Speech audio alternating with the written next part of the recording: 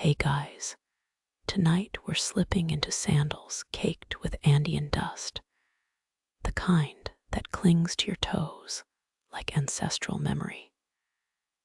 You're standing at 15,000 feet, lungs burning as thin air stings your nostrils. Somewhere ahead, a conch shell blasts, a sound like glaciers splitting. Run, because if you're not sprinting uphill by the next heartbeat, that distant dot on the horizon becomes a Chasqui, an Inca messenger, already barreling toward you at Machu Picchu speeds. So before you get comfortable, take a moment to like the video and subscribe, but only if you genuinely enjoy what I do here. Drop a comment with your elevation and local time. Let's see who's brave enough to match these mountain sprinters. Now dim the lights. Maybe turn on a fan for that soft background hum. And let's ease into tonight's journey together. Your sandals skid on volcanic gravel as you leap onto the Qhapaq Ñan, the sacred road. This isn't some dirt path. It's a 2-lane highway of fitted stones winding through clouds, built so precisely a ruler's staff couldn't find gaps. Mainstream history loves the Roman roads, but the Incas engineered these trails across earthquakes and avalanches. No wheels, no horses, just human feet and a relay system sharper than your phone's GPS. Your first checkpoint approaches, a Tambo way station. A teenage runner materializes, wrist deep in quipu cords. Those knotted strings held everything from tax records to epic poems. Snap your fingers twice. That's the Chasqui handoff signal. He tosses you a quipu and a dried alpaca meat strip. Yes, jerky fueled an empire.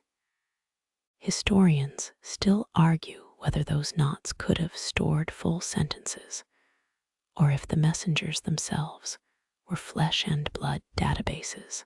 You sprint past terraced slopes where potatoes grew like stone mosaics. Quirky sidebar, those farmers used llama dung to freeze-dry crops. Think ancient astronaut theorists' fever dreams, except real. Your thighs scream as you vault a chasm on a bridge woven from grass fibers. One misstep and you're a speck in the Urubamba River below. A gull's cry echoes, or is that the next Chasqui's whistle? Doesn't matter. You've memorized every curve in this relay. They say the best runners could ID a single star through fog, celestial GPS guiding their sprint. You're just trying not to faceplint into cliffside moss. A shadow overtakes you, another runner, barefoot and breathing like a bellows. His earlobes stretch under gold, plugs the size of apricots. Status symbols. Miss your handoff window, and those plugs'll be the last bling you see. You shove the quipu into his outstitched palm.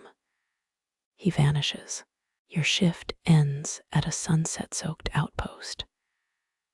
A clay cup of chicha numbs your lips, fermented corn brew with a kick like a startled vicuña. Lean back. Let the altitude haze soften your muscles. Somewhere downslope, your message is already galloping toward the emperor's ears. A war alert, a harvest report, or maybe just royal gossip. Tonight, you'll sleep in a stone cell thinner than your ex's patience. But for now, stars blink awake above the Andes, each one a knot in heaven's own quipu. Your lungs burn thin as you crest another Andean pass. The air here's been vacuum sealed by altitude. Below, a stone tambo way station clings to the mountainside like a barnacle. That's your pit stop. You're a Chasqui now, not the sandal-clad postman from school textbooks, more like an Ironman athlete who memorizes news while sprinting at 12,000 feet. That bundle in your hand, a quipu, knotted strings in dizzying colors, Inca Excel spreadsheets, census data, grain stores, declarations of war. You don't read them. You relay them verbatim to the next runner. Memorization's your art, each knot's placement, each thread's twist etched into muscle memory. Historians still argue whether the codes held poetry or just tax receipts. Bet the runners rooted for poetry. Your sandals slap against the Qhapaq Ñan, the royal road. 3 times wider than the Inca Trail tourists hike today. Think Audubon of the Andes. Maintenance crews kept it pristine. Mountain goats would have killed for pavement this smooth. Catch whiffs of iku grass underfoot, crushed by relay teams stampeding before dawn. Fuel's coming. At the tambo, a teenage runner thrusts a clay cup your way. Chicha de Jora fermented corn beer. Inca Gatorade. You chug it, the aftertaste. Imagine kombucha brewed in a gym sock. Local guides swear runners ate ceremonial pellets of chewed coca leaves and ash. Natural stimulant. Also, allegedly, great for altitude headaches if you ignore the part where it numbs your entire face. Past the ridge, mist swallows the path. Your turn to shout the Q-U-E-C-H-U, a Chinese letter. Pass it on. The next, Chasqui lunges forward, a blur of woven patterns and goosebump legs. You whisper the message into their ear.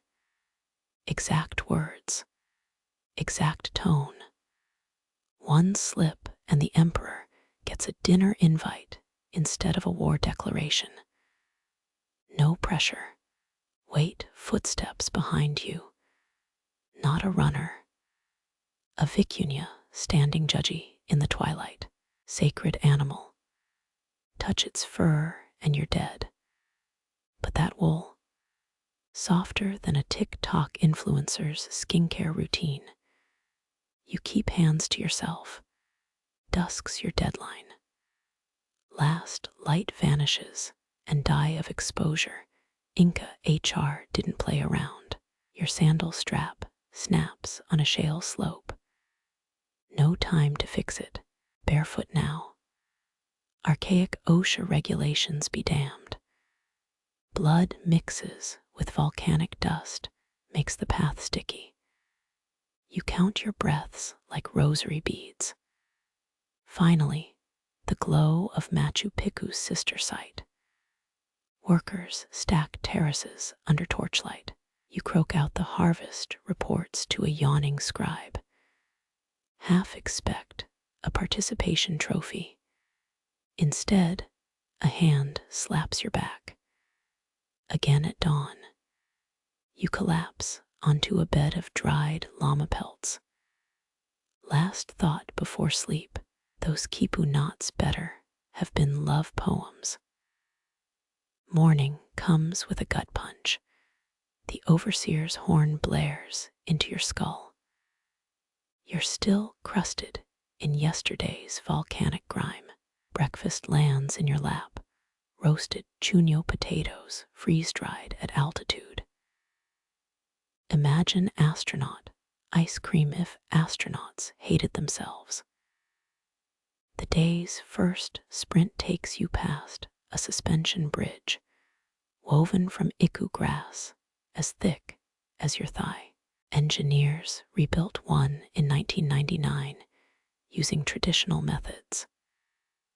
It sagged dramatically under a single tourist. Yours sways over a gorge where condors circle like Uber Eats drivers. Don't look down. That flutter in your chest isn't altitude sickness. Those are the dread butterflies. Rumor says today's message is for the Sapa Inca himself. One quipu mistake, and you'll become a voluntary sacrificial volunteer. Historians still argue whether runners carried their own grave offerings, just in case. Cheery thought. A shrill whistle splits the air, 3 tones rising. Your cue.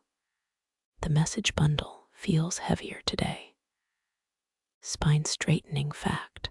The Inca road system stretched over 25,000 miles. Longer than the Earth's circumference. Try not to think about retirement plans. Rain hits like a surprise tax audit. The path becomes a mudslide with delusions of grandeur. You skid past a shrine cluttered with llama fetuses, preserved offerings for mountain gods. One's eyeballs glint in the stormlight.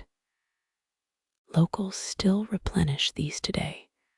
Plastic toy llamas sneak into the piles now. Progress, mid-run revelation. You've memorized 47 quipu patterns this week.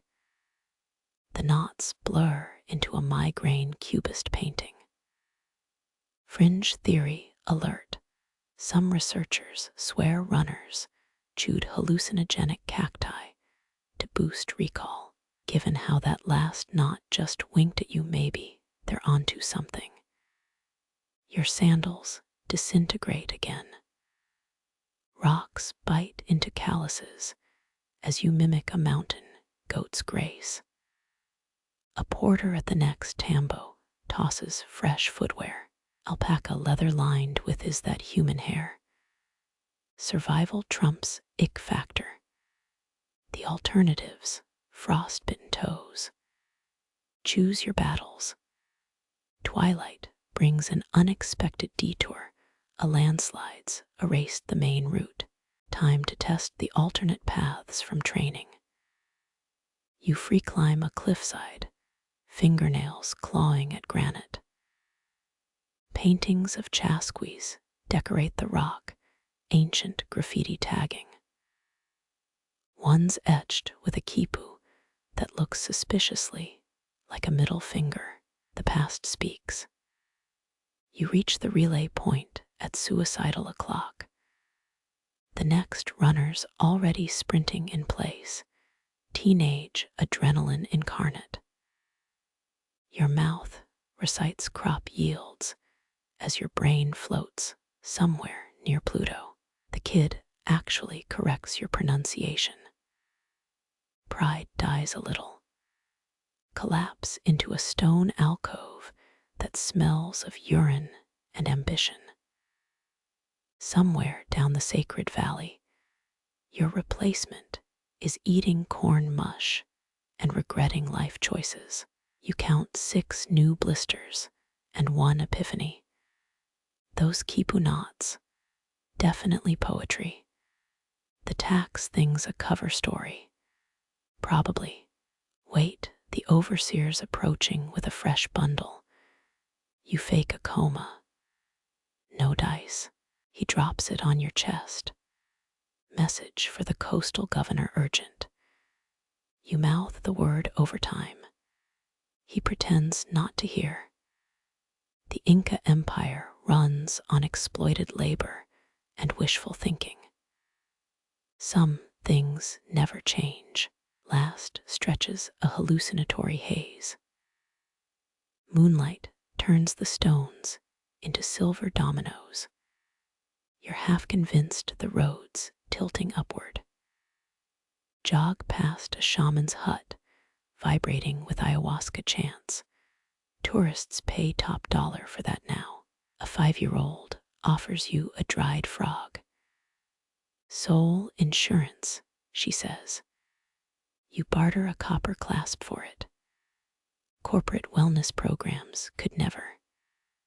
Dawn finds you slumped at the final tambo, lips chapped, soul perforated. The scribe squints at your mumbling. Through sheer habit, the quipu knots spill out flawless. They'll sing of this in ballads, or maybe just file it under taxes paid. You wash down the absurdity with chicha. Tastes like victory. Or mold. Hard to tell anymore. The replacement runners already panting behind you. No rest, just the road. Always the road. You try to recall why this mattered. The empire's spine. The people's lifeline. The hell, who are you kidding? You just don't want to be the guy who broke the chain. Again. The moon hangs low, a burnt orange wafer stuck to the sky. You've outrun 3 dawns since the last tambo. Your feet have developed their own heartbeat, thump scrape, mainstream knowledge, incoming. Inca roads had drainage systems better than your city sewers. They built gutters that survived earthquakes. Meanwhile, potholes back home outlive presidents. A landslide forces you inland, straight through a humming obsidian field. Shards crunch like bone meal underfoot. Local myth says spirits stack these rocks at night. You spot a pile shaped suspiciously like a guinea pig. Some things transcend time, ancient shitposting included. Your quipu cord snaps. 3 knots tumble into the void. Panic sweats through your tunic. Historians still argue whether runners carried backup knots or just improvised. You attempt interpretive dance. The relay master stares. Message received. Stick to your day job. Dawn reveals the Pacific's metallic glint, the coast. Salt air sears your cracked lips. A fisherwoman tosses you dried anchovies. They taste like salted regrets. For the gods, she shrugs. You pocket 3.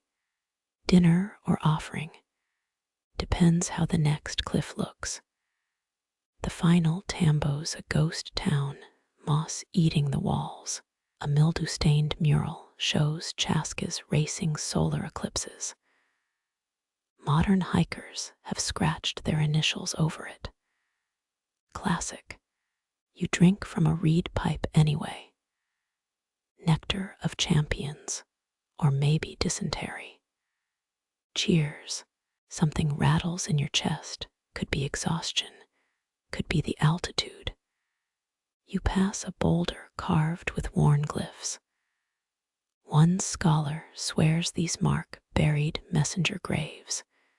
You step lighter. Maybe the rocks are just rocks. Maybe not. Twilight's your only friend now. The road dissolves into salt flats, crusty white scales underfoot. Your shadow stretches 3 bodies long, perfect for imaginary company. Evening, other me. How's the existential dread? No reply. Rude. The coastal garrisons, fireflies guide you home. Guards pretend not to see your zombie stagger. Bonus fact, this fort stored enough maize to feed Cusco for a year. You'd murder for a single kernel. The scribe takes one look and signs your slate. No small talk. Victory smells like brine and foot rot. You collapse into a hammock strung between conquest-era pillars.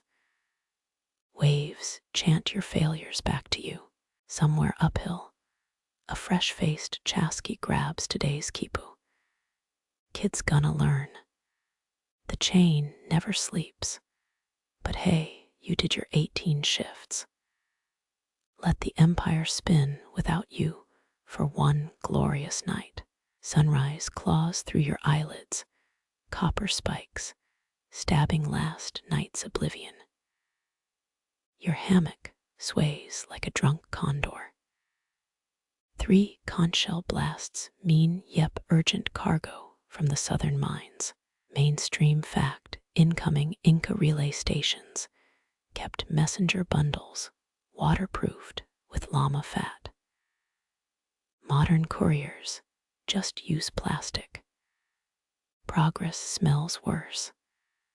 A junior Chasqui thrusts a quipu at your chest, 7 knots, blood-red cords. The mine overseer's mark pulses like an infected wound. Local legend claims these veins lead to a silver motherlode or a mass grave. You pick both in the office pool. The cords dyed with crushed cochineal beetles. Tastes like someone burnt a spice rack. Jungle humidity slaps you breathless within minutes. Corpse flowers bloom where the trail narrows, scent of rotting plums. Historians still argue whether runners chewed hallucinogenic leaves to endure this stretch.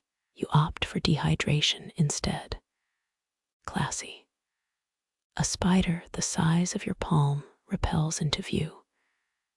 Nice leg armor, you mutter. It ignores the compliment. The quipu's knots whisper against your ribs as you climb. Lichen-slick stones defy your sandals. Remember those drainage channels from yesterday. These slopes need escalators. A condor's shadow sweeps overhead, feathers rustling like dry parchment. You pretend it's cheering you on. Delusion, 0 calories. Voices echo through the canopy. Bandits, tax collectors, same difference. You melt into a fern grove, knees submerged in mud that bubbles like bad broth. A caravan of bronze mirrors passes, 27, 28, 29. Anti-theft bling or vanity project. Typical noble nonsense. Dusk finds you at a whistling station, stone towers riddled with wind holes. One attendant demonstrates a Chinese letter flute solo using only his nostrils. You clap politely while edging toward the exit. The message won't deliver itself. Though admit it, you're weirdly impressed. Moths guide you through moonless stretches, pale wings catching starlight. Your quipu begins unraveling at the 3rd knot. Panic, but hey, maybe the recipient likes abstract art. You triple knot it with a strand of your hair. Innovation through desperation. Classic Chasqui move. The mining camp materializes at dawn, charcoal pits scarring the hillside. Workers' children race barefoot across hot slag heaps. You trade 2 anchovies for a clay cup of chicha. It's room temperature. Everything here's room temperature. The forge master decodes your quipu in seconds. Late, he grunts. You don't argue. On the return leg, you discover a spring hidden behind bamboo curtains. Floating in the shallows, a stone figurine of a runner mid-stride. Nose chipped off. Offerings of coca leaves circle its base. some still fresh. You add an anchovy. Old habits die hard. The garrison's watchtower smokestack appears a smudge against bruised clouds. Your lungs scream. Your sandals disintegrate. But the slate gets stamped. Victory lap, more like a death crawl. A trainee vomits into a ceremonial urn as you pass. Teachable moment achieved. You collapse onto a reed mat that reeks of fish oil. Through the haze, a new mural taking shape, some optimists painting the emperor riding a giant guinea pig. You snort. Maybe history's just graffiti that stuck around. The chain of runners stretches on endless and alive as sleep drags you under. A jaguar's cough jerks you awake, mouth full of reed fibers and regret. Dawn hasn't bothered showing up. The mural's guinea pig now sports a crude mustache. You approve. A Chasqui captain looms with a new quipu, splotchy green knots signaling. Mountain pass blocked. Mainstream fact time. Inca suspension bridges used braided grass cables stronger than Spanish steel. Your job just got 10 times itchier. Trail grit infiltrates your sandals before you've cleared the latrines. The usual jungle orchestra's missing. No howlers, no parrots. Wind carries a metallic tang. Ominous. You pass a landslide survivor's shrine, a pile of rounded river stones. Oddly, the top rock's warm. You pocket it. Could be a snack later. Altitude steals your breath as the path veers skyward. Lichen glows faintly blue under thickening clouds. Ever met a bioluminescent plant? You're hiking through its bachelor pad. A bolt of lightning tattoos the horizon, instant thunder rattling your molars. The quipu's knots hum against your ribs. Probably static. Probably. The bridge appears as you round a switchback, or what's left of it. Rope strands dangle like shredded nerves. 3 Chasqas argue over repair techniques. One swears urinating on the fibers makes them grip better. You vote for Plan B, a detour through the ghost gully. Crowdsourced wisdom wins. The pea guy looks offended. Gully shadows cling like tar. Your sandal snags on something fibrous, a mummy bundle half eroded by time. Leathery toes peek through decayed wrappings. Historians still argue whether these burials held messengers or nobles. You mutter sorry and keep moving. Respect costs nothing. Sanity's pricier. Moonlight reveals the gully's exit, and 2 drunk conquistadors snoring by a campfire, their armors fused with mud. A rusted helmet overflows with fermented corn mash. Classic Friday night. You tiptoe past, resisting the urge to relocate their swords into a nearby ravine. Professionalism prevails. Barely. The relay station at Cruz Pata's abandoned roof, caved in by snowmelt. You pocket a cracked quipu board carved with moon phases. Clerical bonus. Trophy hunting. Decide later. A puma's growl shortcuts the debate. You sprint downhill, adrenaline-burning chicha residue from last week's breakfast. First dawn rays catch you at the salt marshes. Brine crusts your eyelashes into mini telescopes. A fisherman's raft floats past, loaded with dried shrimp and bad decisions. He offers a ride for 3 quipu cords. Hard pass. Walking keeps you honest. Drowning keeps you dead. By midday, you're trading licks with a stray vicuña. It wants your sash. You want its fur. Stalemate. A landslide's roar settles things, turning your path into a gravel river. You surf the debris like a dirtbag Inca snowboarder. Graceful. No. Effective. Also no. But alive. The blockades ahead, boulders stacked like drunken gods played Jenga. 20 miners chip at the chaos. Their foreman sports a hat woven from Hernan Cortés, lost correspondence. Poetic justice smells like llama dung and hubris. You flash your quipu. He spits. Demolition teams 2 days out. You counter, or a beat.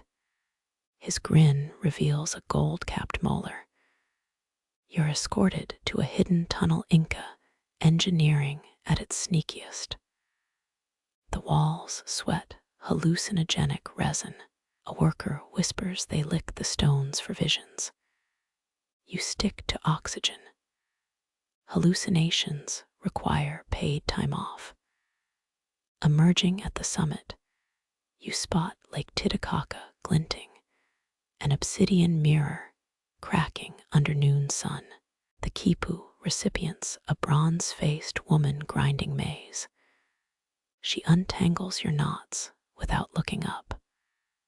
3 days late, you blame the bridge. She snorts. Blame the rain. Fair. Descending through terraced farms, you ditch your ruined sandals. Barefoot's the original armored tread. A kid tosses a prickly pear your way, sweet pulp numbing your cracked lips. Payment. You leave the warm river stone from earlier. Economy of kindness. The loop stays unbroken. Nightfall finds you hip deep in a hot spring, sulfur scrubbing your pores raw. Steam blurs the stars. Somewhere downstream, a jaguar coughs again. Or maybe it's just Garcia from accounting. Either way, tomorrow's problem. You sink until the water mutes the world, lungs burning brighter than any imperial decree. Dawn arrives as an uninvited guest, your muscles staging a full revolt. Sulfur lingers in your nose like a bad confession. The hot springs exit strategy involves crab walking across algae-slick rocks. Elegance remains a theory. Your left sandals missing, sacrificed to the spring gods. You fashion a replacement from braided iku grass. It chafes like a scorned lover. The mountainside gleams wet, last night's rain polishing granite into mirrors. Mainstream fact incoming.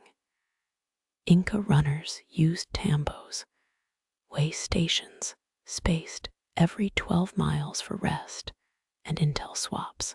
You'd kill for a snack hut right now. A condor's shadow drags across the slope. You follow its path toward a crumbling tambo wall. Inside, crushed pottery and rodent droppings. Behind a toppled storage jar, a stash of coca leaves fused with lime ash. Quirky tidbit alert. Runners chewed this mix for altitude stamina, and possibly to endure their boss's poetry recitals. You pocket a wad. Desperate times. Descending through mist, you nearly trip over a gutted backpack. Spanish leather, emptied of everything but mold and a single lead bullet. Historians still argue whether conquistadors adopted quipus or burned them as witchcraft. Evidence suggests both, depending on the hangover. The trail spills into a maize field guarded by scarecrows in tattered tunics. One sports your missing sandal. Negotiations involve a coca-leaf bribe. The scarecrow drives a hard bargain. You surrender 2 leaves. Priorities. A farmer's yell scatters the crows. His slingshot twirls like a tiny helicopter. You dash behind a stone granary, only to face a teenager fermenting chicha in a hollowed-out log. His grin says accomplice. Yours says don't ask. The slingshot's thwap fades uphill. By noon, you're parsing a landslide's rubble. A child's clay whistle protrudes from the muck, still emitting a faint hum when blown. Burial artifact or lost toy. You leave it wedged between rocks. Some questions shouldn't be answered. The relay station's smoke signal seems aggressive, black plumes knotting the sky. A novice Chasqui facepalms over his smoldering fire drill. Wet tinder, he mutters. You gift him the lime ash. His next attempt smells like victory and burnt arm hair. Sunset catches you at a treeless plateau. The horizon bleeds into 3 overlapping valleys. Your toes detect vibrations, distant hoofbeats, or a rock slide's echo. Both mean trouble. You veer toward a lichen-crusted shrine. The offering niche holds dried flowers and a mouse skeleton, seasonally appropriate. Nightfall's chill herds you into a sandstone overhang. Your coca stash numbs the hunger. The moon carves shadow chasms across the cliffs. Tomorrow's final push looms, message delivery or bust. You dream of gossiping quipus and a jaguar reciting Cortez love letters. Dawn's problem. Your toes curl against cold sandstone as dawn licks the overhang, a Puramac valley, sprawled below like a rumpled cotton blanket. The coca leaves dissolved 7 hours ago. Your tongue feels like it's wearing a hairshirt. A petroglyph catches the first light, spirals, and jagged lines grooved into the rock. You trace them with a grimy fingernail. Mainstream fact incoming. Over 18,000 miles of Inca roads once linked the empire, more than Rome's network at its peak. The math humbles your blistered feet. A snuffling sound splits the silence. Behind a boulder, you find a bony alpaca chewing someone's abandoned sandal strap. Quirky tidbit time. The Inca sometimes buried these beasts alive under important buildings.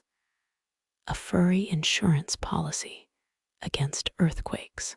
You offer the alpaca your last coca quid. It spits it back with terrifying accuracy. The trail narrows to a goat's confidence course. Your knees become negotiators, pleading, threatening, finally accepting their fate. A wind-blasted quipu clings to a thorn bush, its knots bleached salmon pink by centuries of sun. Historians still argue whether the colors matched bureaucratic ranks, or some scribe just really liked coral. You pivot too fast. The message tube slaps your spine like an angry schoolmarm. Inside, knotted threads and a charred maize husk smelling of burnt honey. Your orders remain gloriously unreadable. professionalism demands you pretend otherwise. 3 vultures spiral above a sandstone altar. The stone bowl holds chicha so old it's sprouted fur. You consider a ceremonial sip. Wisdom intervenes. Nearby, a rusted Spanish spur. And are those dentures carved from jaguar bone? The conquistador dental plan was wild. A rock slide forces you into a gorge, walls ribbed like a whale's belly. Your braided sandal snaps. You hop through the canyon, channeling a deranged flamingo. The exit coughs you out at a rope bridge, swaying in the breeze. 2/3 of its cords dangle limp as overcooked noodles. Halfway across, a gust tries to redecorate the canyon floor with your remains. You clutch the ropes until your knuckles blanch to marble. The bridge creaks a dirge. The alpaca watches from the cliff, clearly taking notes for the afterlife. The relay station's ruins slump beside a dried-up spring. Your fingers brush a soot-streaked wall where Chasqui once tallied runs with fingerprint dots. 27 dents mar the stone. You press your pinky into the mortar, leaving a 28th ghost mark for tomorrow's wanderers. Sunset stains the message tube's bronze cap crimson. You unscrew it for the first time.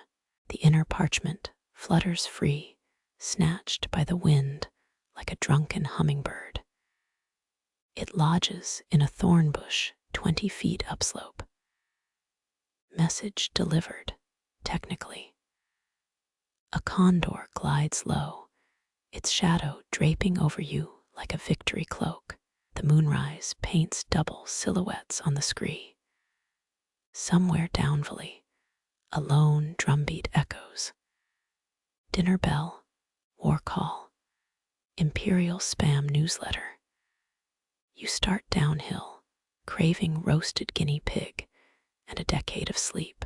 The quipus will gossip about this for centuries. Your blistered heels meet flagstones worn smooth by a million sandals, each groove whispering of llama caravans and Chasqui sandal straps. The village square smells of purple corn boiling in a copper cauldron. An old woman stirs the pot with a femur bone. You decide not to ask whose. Chicha, she croaks, thrusting a chipped gourd your way. Mainstream fact slides in with the fermented tang. Inca taxation, agents measured tribute using knotted quipus, even tracking adultery convictions. You choke slightly. The brew tastes like sour grapes filtered through a gym sock. Children materialize to poke your sunburned neck. One solemnly gifts you a guinea pig swaddled in rainbow cloth. Quirky tidbit alert.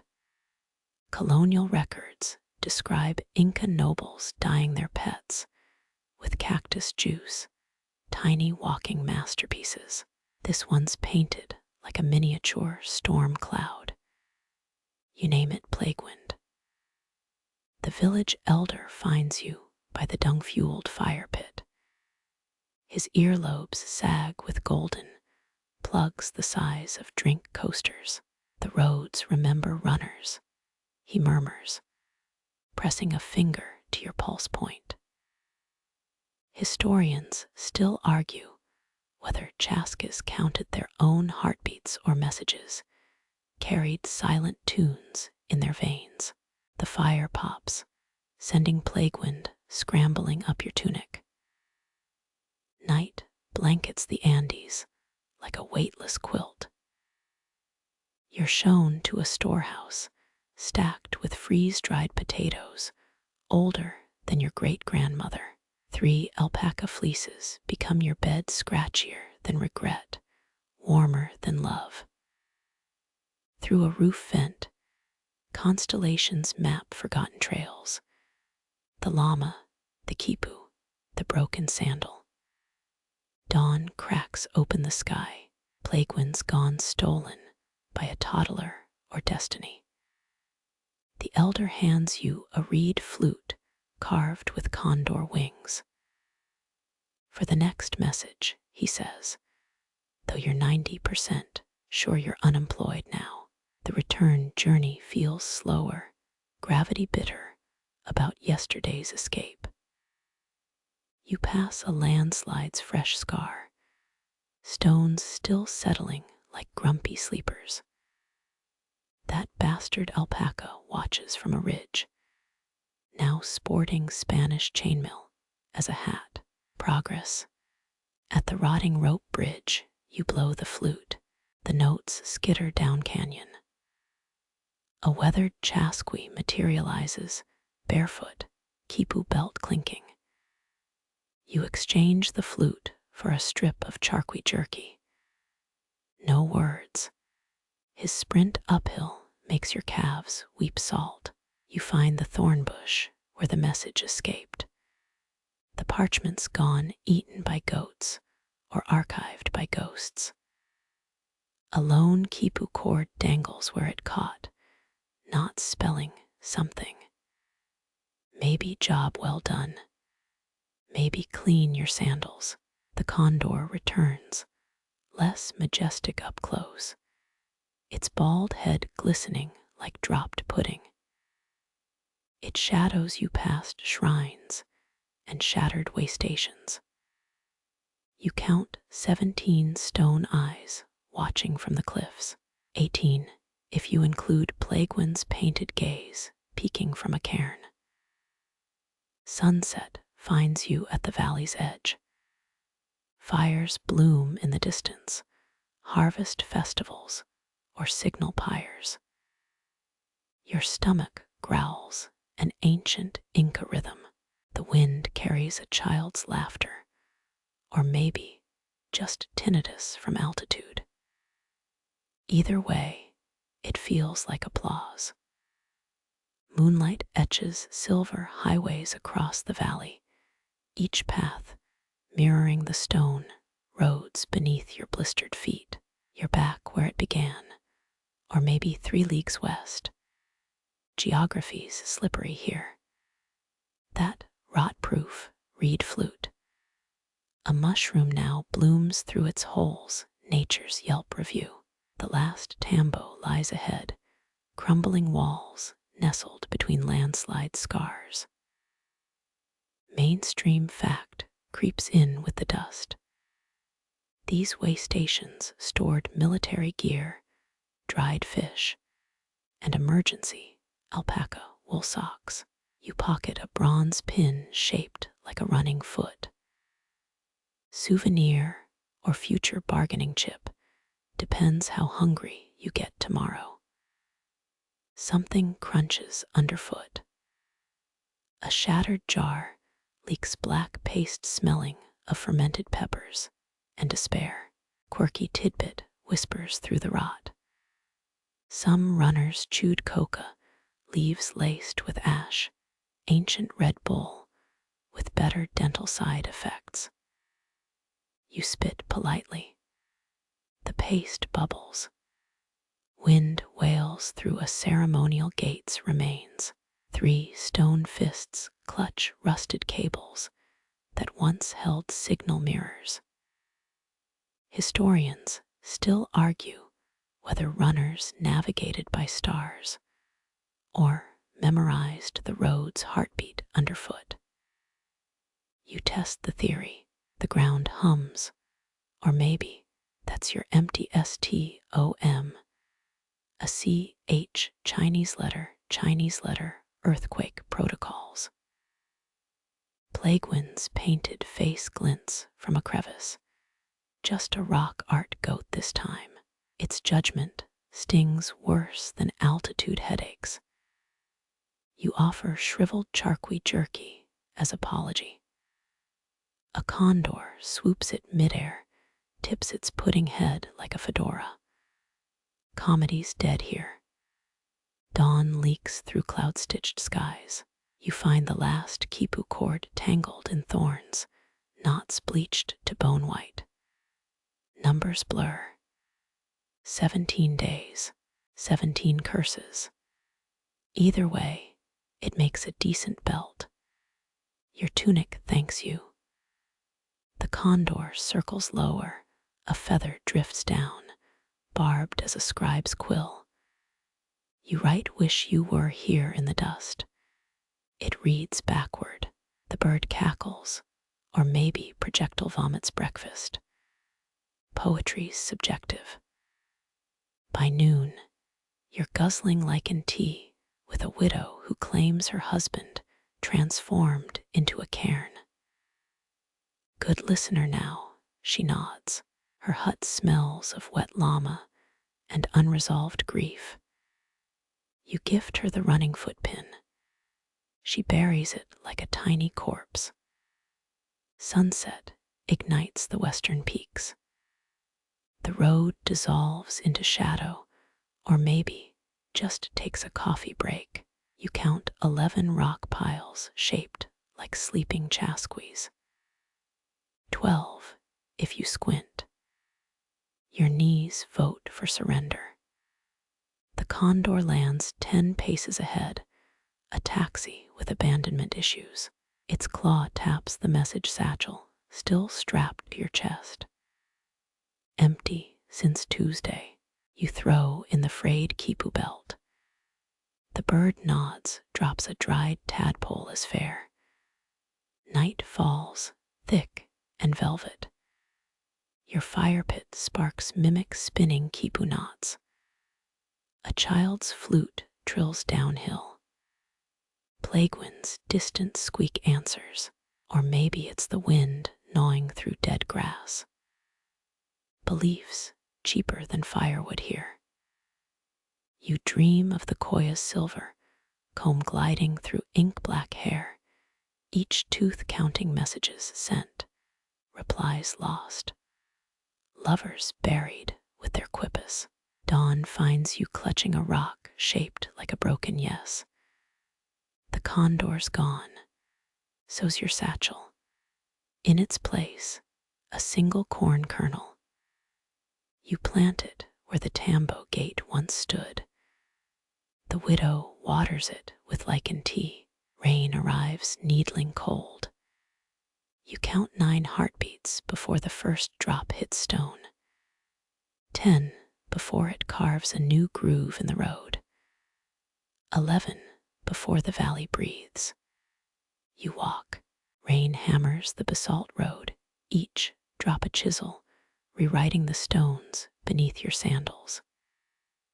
You step over fresh gullies carved by the storm. 17 paces ahead, a moss-cloaked marker stone lists sideways, its carved llama glyphs, bleeding rust. Mainstream history seeps through the rot. This stretch once saw messages sprinting 150 miles daily, faster than Hernan Cortés' horses. A drenched quipu cord snakes across your path, knots swollen into flesh-colored bulbs. You pocket it. The widow's lichen tea sloshes in your gut, bitter as unread memos. Faint laughter trickles from a mud-slumped hut. Inside, a clay doll wearing your missing satchel as a hat. Its chest cavity holds 3 desiccated toads, quirky offering, or someone's dinner party rejects. The condor materializes on a lightning-scorched pillar, its feathers matted into gothic lace. It drops a shell fragment at your feet. Archaeologists found these in runner stations, makeshift cups for Chicha beer. You sniff the shard. Smells of fermented corn and bad decisions. Your toes squelch toward a landslide's jagged edge. The road dangles there, broken teeth of pavement, leading into fog. Historians still argue whether Chasqui sang codes into knots or just cursed their bosses under breath. You hum and K-pop chorus. The quipu in your pocket twitches. Coincidence, probably. Rain gutters expose a child's sandal half charred by time. Bronze bells still cling to its straps. Tiny footprints fossilized in ash lead nowhere. Quirky tidbit alert. Some runners strapped bells to scare off demons or overeager tax collectors. You knot the relic to your belt. The jingle embarrasses you both. Dusk collapses like a punctured lung. Your fire illuminates a roadside shrine's last standing wall. Offerings litter the mud. Coca leaves, dead moths, a shrunken potato resembling your ex. You sacrifice the toad-filled doll. Flames hiss code even you can't misinterpret. Midnight brings a sound like smashing pottery, the condors feasting on something wet in the dark. Let's not investigate. Stars hiccup through cloud slits. You count 73 before the void swallows them. Your eyelids negotiate severance packages. Dawn reveals the landslide's wound has scabbed over mud, now veined with frost. The condor perches on a boulder shaped like a screaming mouth. Its talons clutch a glint of bronze. Your missing running foot pin. Negotiations stall when it swallows the evidence. You find twin ruts in the crystallized mud cart tracks or ritual sled marks. No horses here. Ever. Mainstream fact. Incas moved megaliths with logs, sweat, and what scholars politely call motivational chanting. You test the grooves. Your heel fits perfectly. The condor caused the Jurassic Park theme. A thorn snags your sleeve, revealing a wall etched with stick figures carrying is that a llama or a stressed accountant. Red pigment stains the deeper grooves. Archaeologists debate whether this is tax records or ancient comic strips. You add a speech bubble. History's rough draft needs humor. Sunset finds you hacking blackened chuno pellets from a storage pit. Frostbite fingers fumble the knife, nearly sacrifice a thumb to the appetizer gods. The condor watches, unimpressed. Dinner's a chewable regret. Moonrise, platinum merciless. The road forks where an oak erupts through pavement. Left, a cliffside path humming with bat shrieks. Right, a tunnel stinking of wet jaguar. Your quipu belt sways left. Your blisters vote right. Democracy's messy. The condor dives into the tunnel. A feathered torpedo. You follow, because apparently your survival instincts took the cliff route. Bioluminescent fungi paint the walls neon green. Your shadow becomes a giant-sized quipu monster. Appropriate. A mile in, the ceiling drips something warm and briny. The widow's locket still around your neck emits a low moan. You consider religion. Later, the tunnel empties into a canyon where 7 waterfalls suspend mid-plunge, crystallized by minerals or witchcraft. Take your pick. At the canyon's heart, a stone Chasqui statue holds a mossy quipu. It's not spelled Topa Inca in base 10 or maybe try the lichen stew. Imperial code got bureaucratic. You restitch a frayed cord. The statue's fingertip crumbles, the rock sighing like a relieved parent. The condor abandons you for a cliffside carcass. Fair. Stars emerge, not the ones you counted yesterday. These blink in Morse code or indigestion. You scribble a reply with charred wood. The night swallows it.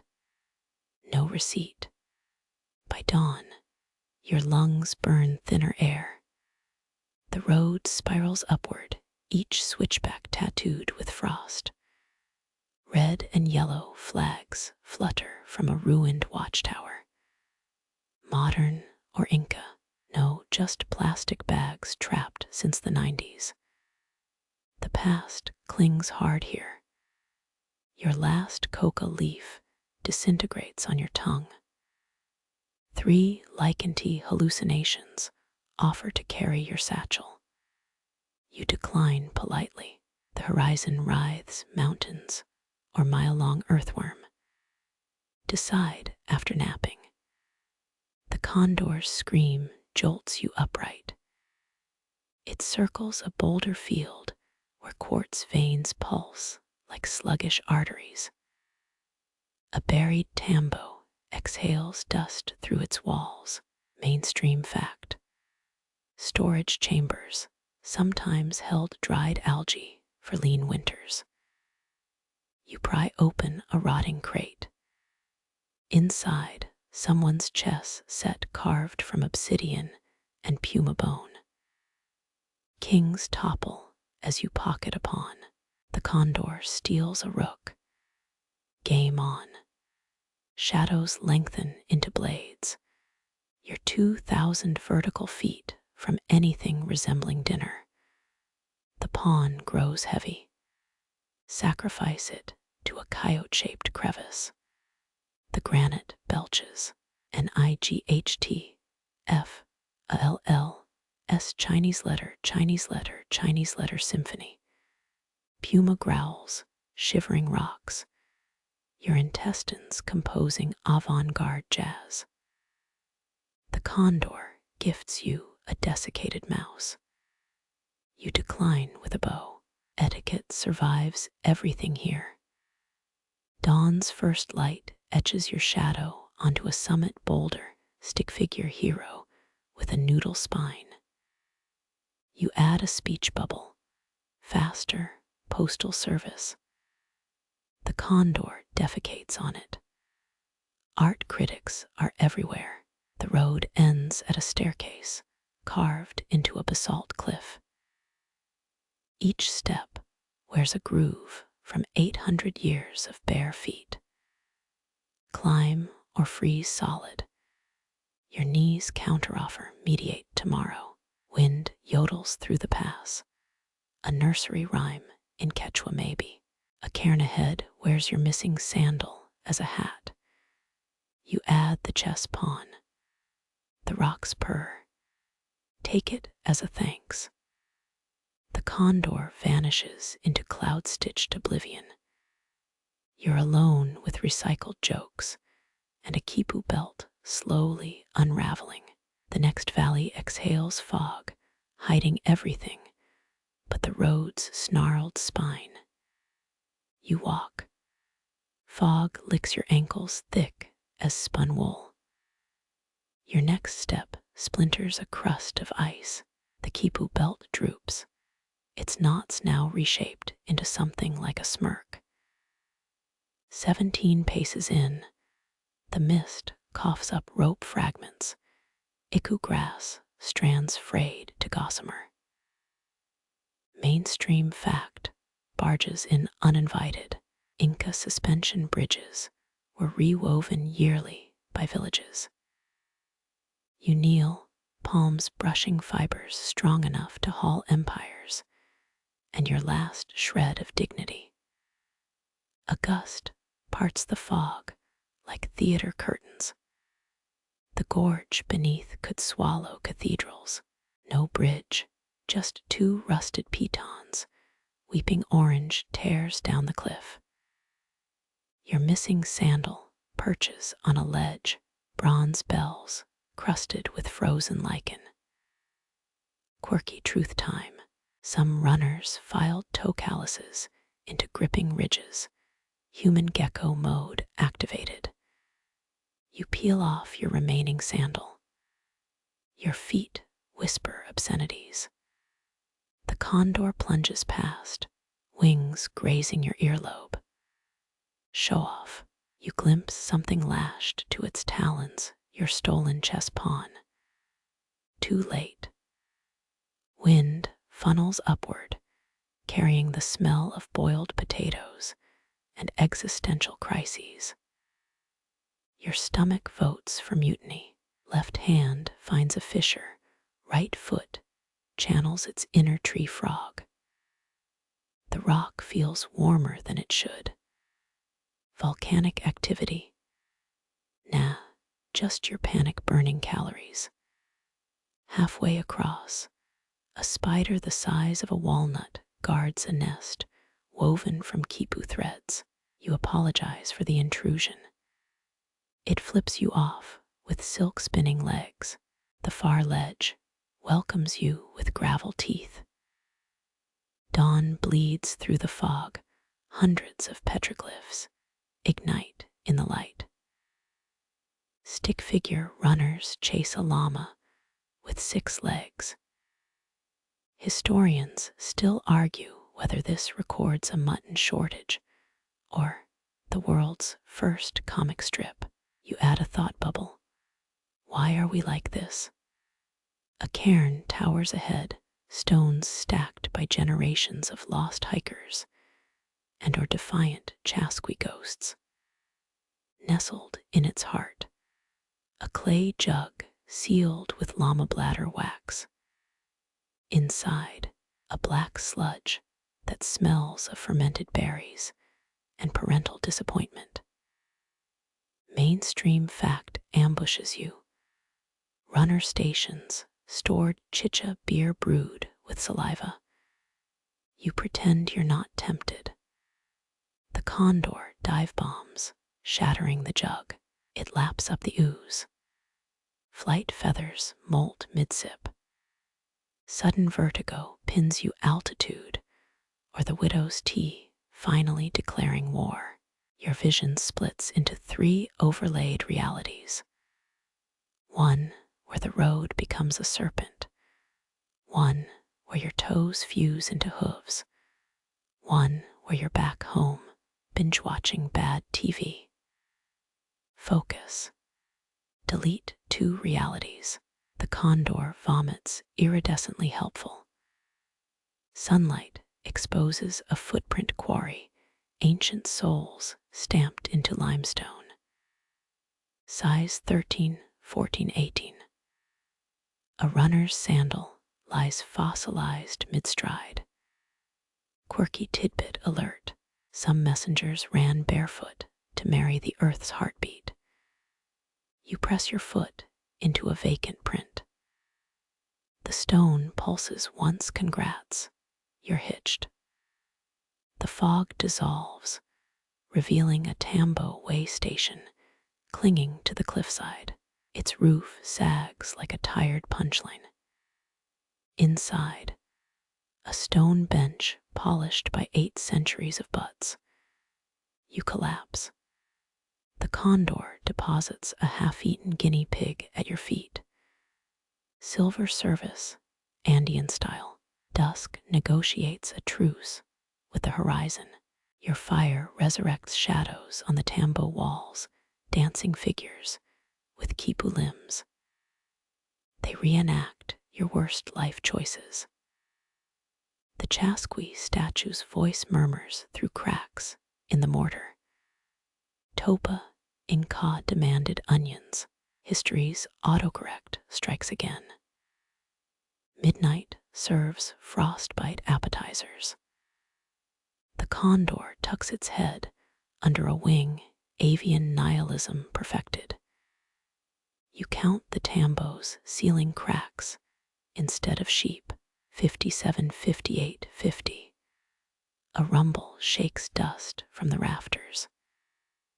The chess pawn winks from a cobweb. The road outside shimmers, not with ice, but countless runners, footprints glowing bioluminescent green. Your quipu belt hums a Shakira hook. You're too sleep-starved to question it. The steps descend westward, each one etched with glyphs of feet, moons, and suspiciously phallic chili peppers. Mainstream academia's nightmare you follow because the alternative is becoming a tambo hermit. The condor shadows you, airborne sobriety coach. First dawnlight hits a stone tablet planted like a tombstone. Inscribed, message ends here. Below it, a fist-sized hole. Historians still argue whether this was a mail drop or the empire's first suggestion box. You insert the desiccated toad from 6 valleys back. A gear grinds underground thunder, wearing a clown nose. The road ahead unfurls, a scar across the mountainside. Your blisters sing backup vocals. The condor defecates on the message ends here stone. Epilogues are overrated anyway. The condor's artistic critique dries into a crusty Rorschach blot, looks like a frowning avocado. You hike west, each step squelching, with remnants of altitude sickness and bad life decisions. Dawn wrinkles the horizon. The road spasms into switchbacks, like a snake with scoliosis. 3 hairpin turns later, a frozen waterfall looms. Its ice glows amber, where urine-colored lichen clings. Mainstream fact slides in. Quipu records were sometimes stored in glacier caves to prevent rot. You eye the ice walls and the 6 quipus dangling like taxidermied centipedes. They're not sag under frozen algae. The condor pecks at one it chimes. Your numb fingers fumble a quipu strand. The fibers weep ice melt that smells of wet dog and expired loans. Memory flickers, those spreadsheets you abandoned back home. Same energy. Quirky truth time. Archaeologists once found a quipu chewed by rodents Inca squirrels, auditing the empire's grain stocks. You pocket a fiber. It throbs faintly corporate espionage, 15th century edition. The ice creaks. A fissure zigzags upward, sounding like a zip file, unzipping God. You brace against the wall. The condor shrieks an aria of schadenfreude. Sunlight fractures through the ice, projecting a constellation of knot patterns onto your face. Historians still argue whether quipus encoded poetry or just really passive-aggressive grocery lists. Gravity shifts, the ice sheet tilts, suddenly a funhouse slide. You skid past blurry quipus and the condor's smug face. Knees grind grooves into ancient administrative records. Sorry, HR department of the afterlife. Impact, a snowdrift swallows you whole, its embrace equal parts soft and judgy. The condor lands nearby, preening like it planned this. You claw upward, spitting ice. A thorn bush offers a hand, literally. Its branches curl into fingerbone shapes, polite horror. The path revives ahead, paved now with hexagonal stones that click like a keyboard. Each tile bears a Chasqui footprint fossilized mid-stride. Your blisters whimper. Quirky fact slideshow. Some runners glued cactus spines to their heels, cheaper than amphetamines. Same existential dread. You channel their spirit. Regret immediately. Noon heat squats on the landscape.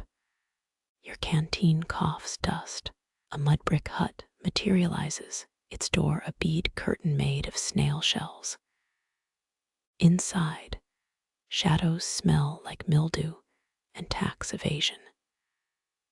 Stone shelves sag under quipus, some labeled with thumbprint engravings. The condor swipes a fiber. It flies off, trailing bureaucratic red tape. A mural festers on the back wall. Paint flakes off in confetti shapes. The scene, a runner handing a quipu to a bureaucrat who's clearly faking his smile. Classic. You chip off a blue pigment flake. It melts on your tongue. Tastes like regret and Swedish fish. Dusk ambushes the hut. Wind whistles through snail shell holes, playing a tune suspiciously similar to Careless Whisper. The condor returns, missing 3 tail feathers and its dignity. A quipu shred dangles from its beak, smoking faintly. You decline the offering. Moonrise inks the valley purple. The hut's floor tiles hum, vibrating into a map of the Andes. Pulsing dots mark runner stations, and one labeled you in beetlewing script. Flattery gets you everywhere. Mainstream fact intrudes. Couriers memorized messages verbatim to prevent leaks. You whisper a grocery list aloud, testing. The tiles vibrate harder.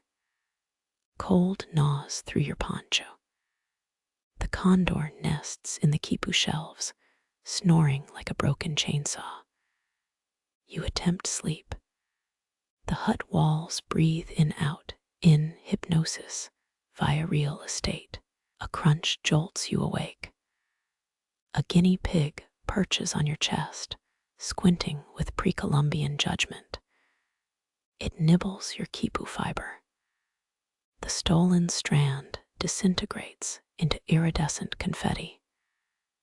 No receipt, no returns. First light reveals the hut's floor tiles rearranged, now spelling GET out. Fair enough. The condor leads the charge, soaring toward a distant peak, plastered with storm clouds. You limp after it, fueled by spite and haunted by 5 dreams about spreadsheet demons. The road dead ends at a stone archway. Its keystone a carved fist gripping a quipu like a mic drop. Graffiti stains the base. Modern tag, nope, 16th century doodles of llama genitals. Plus saw change. Historians still argue whether this marked a territorial border or the empire's only comedy club. Your last coca-leaf crumbles to dust. The condor swoops through the arch, vanishing mid-flight. You follow, bracing for impact. Stone jaws snap shut behind you. Darkness. Then footsteps ahead. Thousands. Bare feet slapping stone in a rhythm that shudders your molars. The air tastes of sweat and dreadlocked purpose. You freeze. A spectral Chasqui sprints past, then another, then an avalanche of ghost runners. Their quipus glow like artillery fire. The stampede fades. Silence curdles. Ahead, a stone plinth cradles a single item, your missing sandal. Its bronze bells ring without wind. or mercy. The sandals' bells shiver against your palm, tinny vibrations climbing your arm like termites in a clavichord. You slip it on. The leather bites your frost-nipped heel, Inca payback for tax evasion in a past life. Moonlight spills across the valley, revealing a stone staircase carved into the cliffside. Each step's eroded to a spoon curve from a millennium of bare feet. Ahead, a crumbling relay station hunches like a vulture on its perch. Its thatched roof sags under moss so thick you could lose a Honda Civic in it. Mainstream fact barges in. Runners passed memorized messages through a chain of stations spaced every 6 miles. You half expect a snack bar. No such luck, just a pile of petrified coca leaves fossilized into Sprite can green. The condor dive bombs a rodent scurrying up the stairs. Misses, lands awkwardly, its talons skidding on lichen with the grace of a drunk intern. Quirky trivia time. Archaeologists found a Chasqui's preserved sandal in Chile still pungent, with toe jam from the 1400s. You sniff your stolen footwear. Close enough. Inside the station, wind whips through gaps in the stones. Murals flake off the walls in dandruff-sized chunks. One scene shows a runner mid-vomit kneeling beside a quipu recorder who's clearly texting on a clay tablet. Office culture never changes. You collapse onto a bench carved from a single boulder. It groans, sounding like your downstairs neighbor during date night. A shadow flickers in the doorway. A specter in a feathered headdress glides past, its feet hovering half an inch above the floor tiles. It pauses, rotates its head 180 degrees, smiles with teeth filed into chess pawns. You freeze, stock still as a meme screenshot. The ghost tosses a quipu at your feet. The knots glow faintly, pulsing like a Tamagotchi on life support.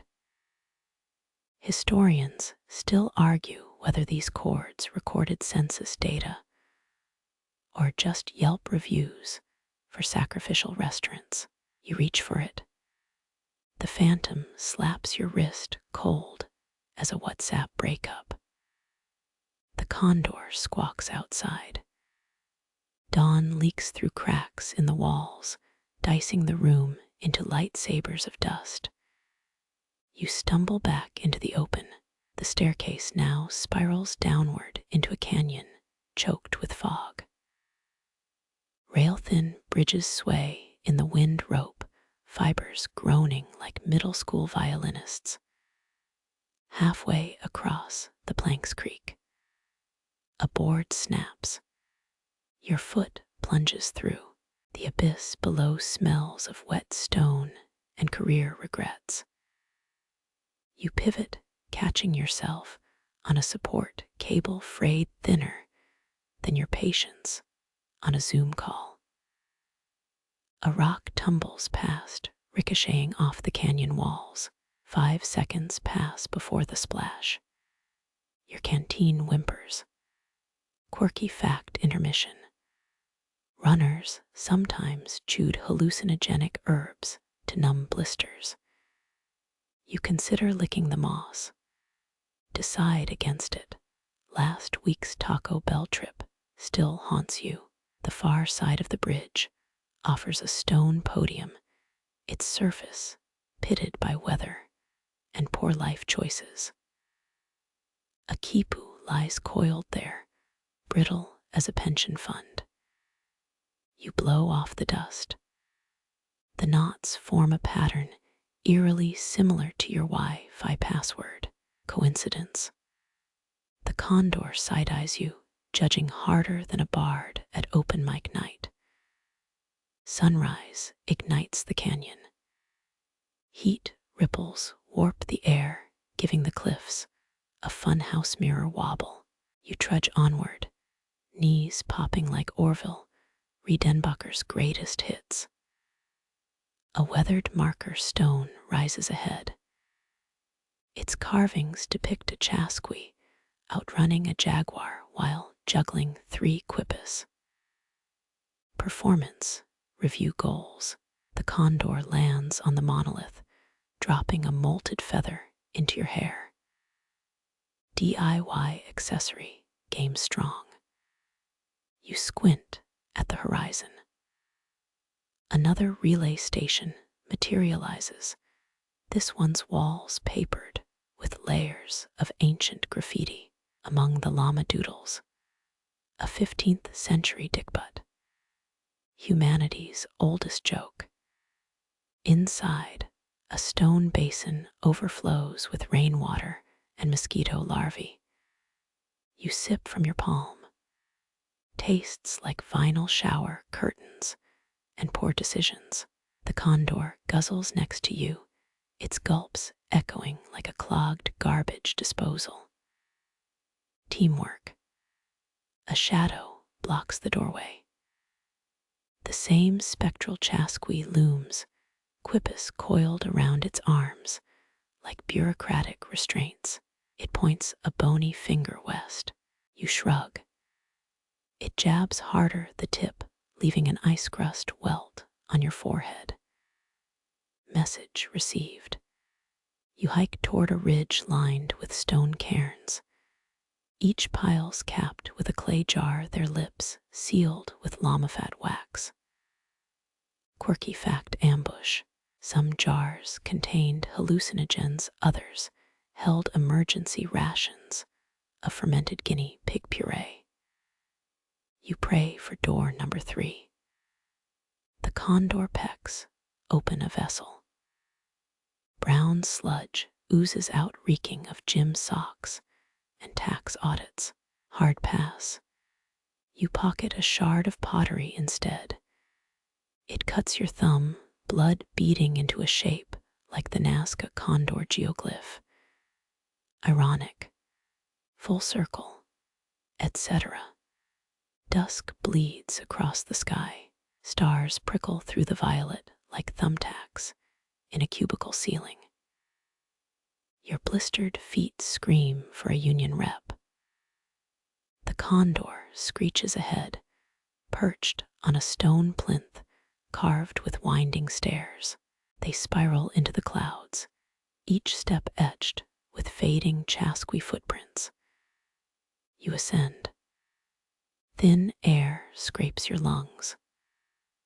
The condor flaps lazily, its shadow dappling the stairs like a PowerPoint screensaver. At the summit, a stone dais holds a single item, a bronze bell crusted with verdigris. Your sandals twin jingles in recognition. A gust nearly knocks you off the ledge. You grab the bell, its clapper frozen mid-swing. Ice cracks, the metal warms, then pulses like a throat singing 90s alt-rock. Light erupts, blinding white.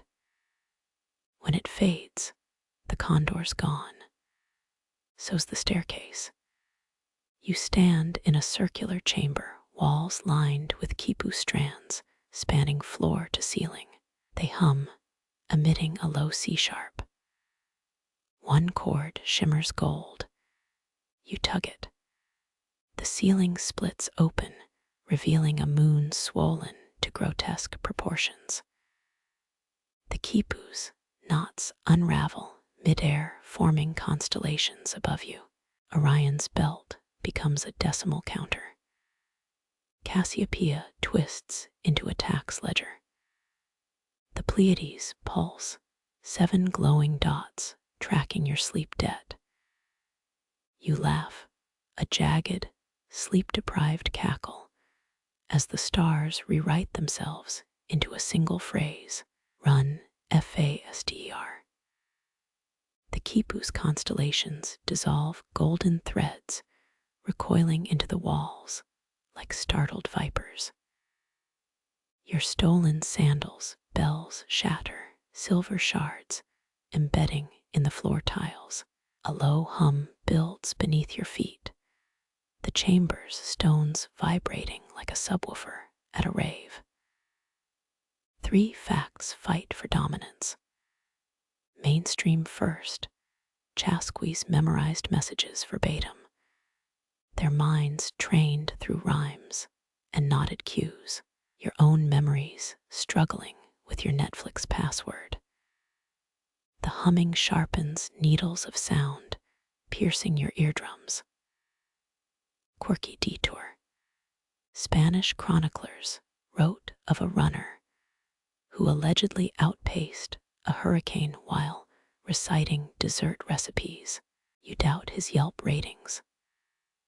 The floor cracks, geometric fissures spreading like a shattered smartphone screen. Historians still argue whether sprinting through hypoxia counted as a job perk or OSHA violation. Your joke dies midair, eaten by the chamber's thickening mist. You sprint toward the nearest wall, fingers scrabbling at quipu strands. They disintegrate into ash. The condor's feather glows in your hair, its barbules pricking your scalp like acupuncture gone punk. A stone slab grinds open. Cold air slaps your face, a hidden tunnel, exhaling the scent of burnt maize and panic. You crawl through, knees scraping volcanic rock polished slick by ancient traffic. The walls narrow, closing around your ribs like a subway turnstile with abandonment issues. 10 paces ahead, a sliver of moonlight. 50 behind, the hum becomes a roar. Emerald light floods the passage, lichen blooming, bioluminescent under your wheezing breath. Quirky interrupt. Modern labs recreated Inca road plaster using Lima bean mortar. You'd rather not test its load-bearing limits today. The tunnel ends at a sheer drop, a canyon yawning wide enough to swallow Costco. A rope bridge sways below its frayed cords, buttressed by stone pillars carved into screaming faces.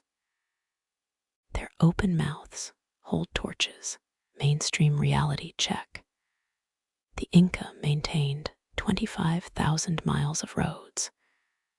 You're quivering, Cavs vote to reduce that number. The condor swoops beneath you, its wings smearing the void with oil-slick shadows.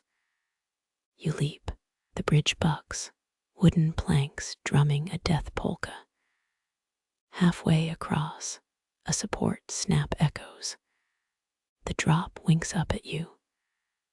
Left foot slips. You grab a rope, hemp fibers shredding your palms like cheese graters. The condor rams your back, force-feeding altitude. You roll onto solid ground, cheek pressed against a weathered quipu monument. It's not spell idiot in Proto-Quechua. Fair dawn leaks across the canyon, revealing a relay station fused into the cliffside. Its Kiva-style doorway gapes, a throat waiting to swallow stragglers. Inside, stone benches caked in centuries of coca spit. A fresco depicts a Chasqui high-fiving a condor. Team building exercise or OSHA report. The missing bell materializes above the hearth, cracked along its equator. You tap it with a bloodied knuckle. No sound. The condor rips it from its brackets, tossing the bronze into a ceremonial kiln. Flames hiss, blue, metal drips, forming a liquid mirror in the coals. The reflection shows your face but younger. Hair ungrayed, knees intact. The image mouths keep the receipt. You glance at your sandals, now disintegrating like sugar in rain. The condor shrieks a sound that unzips the sky. Hail peppers the valley, ice pellets engraving the rocks with Morse code dashes. You limp to the station's overlook. 20 miles west, Machu Picchu's silhouette rises through the storm. Your big toe goes numb, frostbite, or enlightenment. The condor pecks a quipu scroll from your pack. Unraveled, it reveals a tapestry of stars mirroring tonight's sky, plus a stick figure llama smoking a cigar. Mainstream mic drop. Runners carried news of imperial weddings and warnings of Spanish ships. You wonder which category this hallucination falls under. The condor nudges you toward a descending staircase, each step inscribed with a runner's name. Halfway down, your vision blurs. The stairs morph into a ramp. You slide, tailbone grinding against granite. Quirky finale. Archaeologists found a Chasqui's skeleton mid-sprint, still clutching a bag of salted ants. Snack goals. The ramp dumps you into a moonlit courtyard. Grass cushions your fall, blades imprinting your cheek with hieroglyphic welts. The condor lands beside a stone well, its bottom glittering with looted temple gold. Tempting, but you've seen enough Indiana Jones to know better. A shadow stirs the well water. The ghostly Chasqui emerges, its feathered cape dripping liquid moonlight. It extends a skeletal hand, palm up, waiting. You pat your pockets, producing a coca-leaf fragment and a parking ticket. The spirit takes the leaf. Thunder cracks. The courtyard tilts, paving stones flipping like mattress tags. You grab the condor's leg. It ascends, dragging you into a vortex of starlight and bad decisions. The last thing you see, a quipu knot untying itself, spelling PTO request denied. The vortex spits you onto a moss-slick boulder, your ribs baptized in Andean hail. Breath comes in sawdust gulps. That denied PTO request glows. Behind your eyelids, corporate HR meets pre-Columbian bureaucracy. Your condor's missing. So's the courtyard. You're stranded on a ridgeline, sheer drops framing a valley quilted with terraced farms. Mainstream anchor. Inca roads prioritized efficiency, straight paths over peaks. No switchbacks for weak calves. Yours whimper in protest. A glacial stream licks your boots. Its water tastes of iron and Diet Coke. Quirky sidebar. 2016, chemists found traces of coca leaves in a Chasqui mummy's hip flask, ancient Red Bull.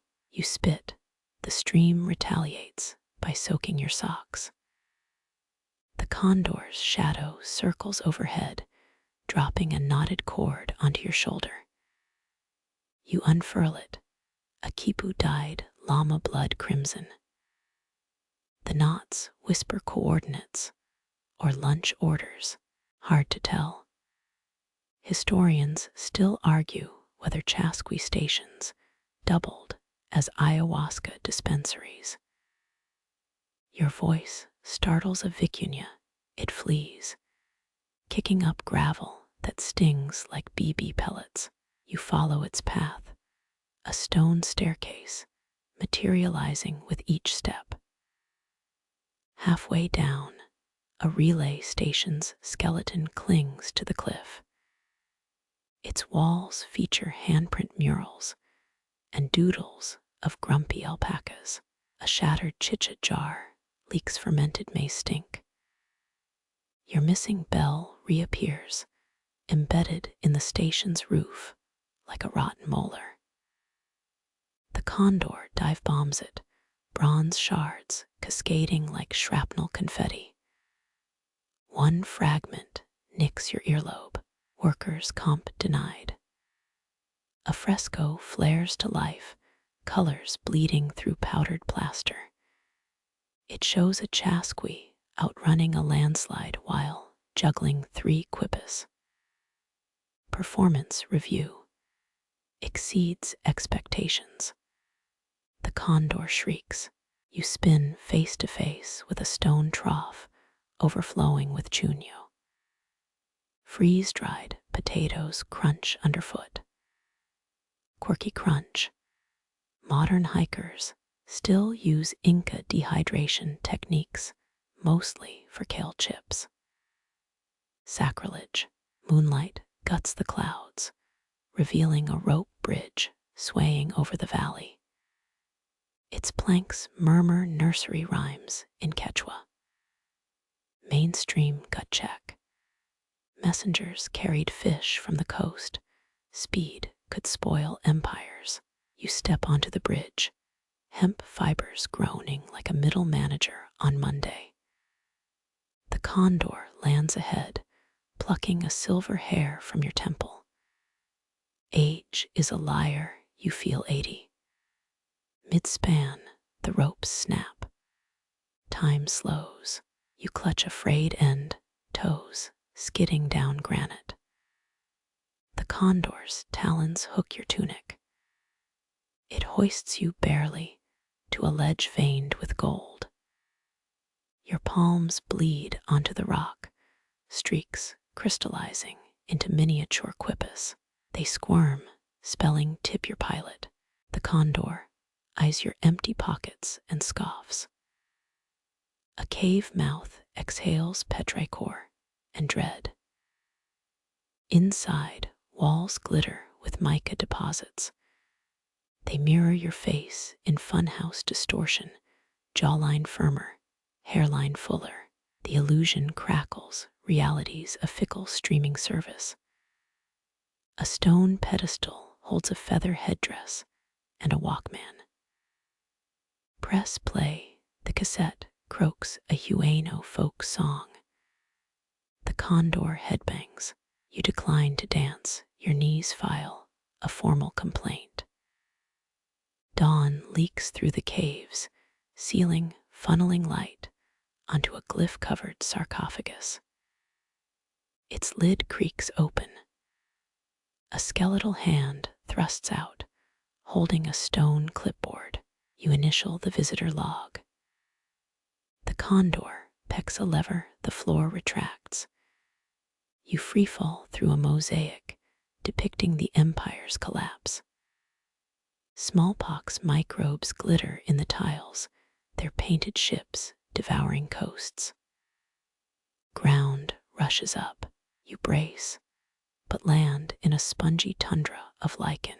The air smells of wet dog and juniper. Westward, the sun ignites Machu Picchu's mist-burned peaks. Eastward, a Spanish galleon molders in a cloud bank. You're an asterisk between timelines. The condor drops a coca-leaf into your palm. Its veins spell coffee break.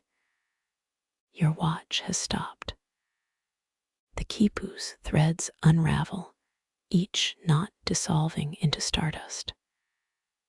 You pocket one speck. It glows like a forgotten emoji. The condor takes wing, dragging dawn behind it like a torn parachute. You follow, blisters varnishing your heels into the white.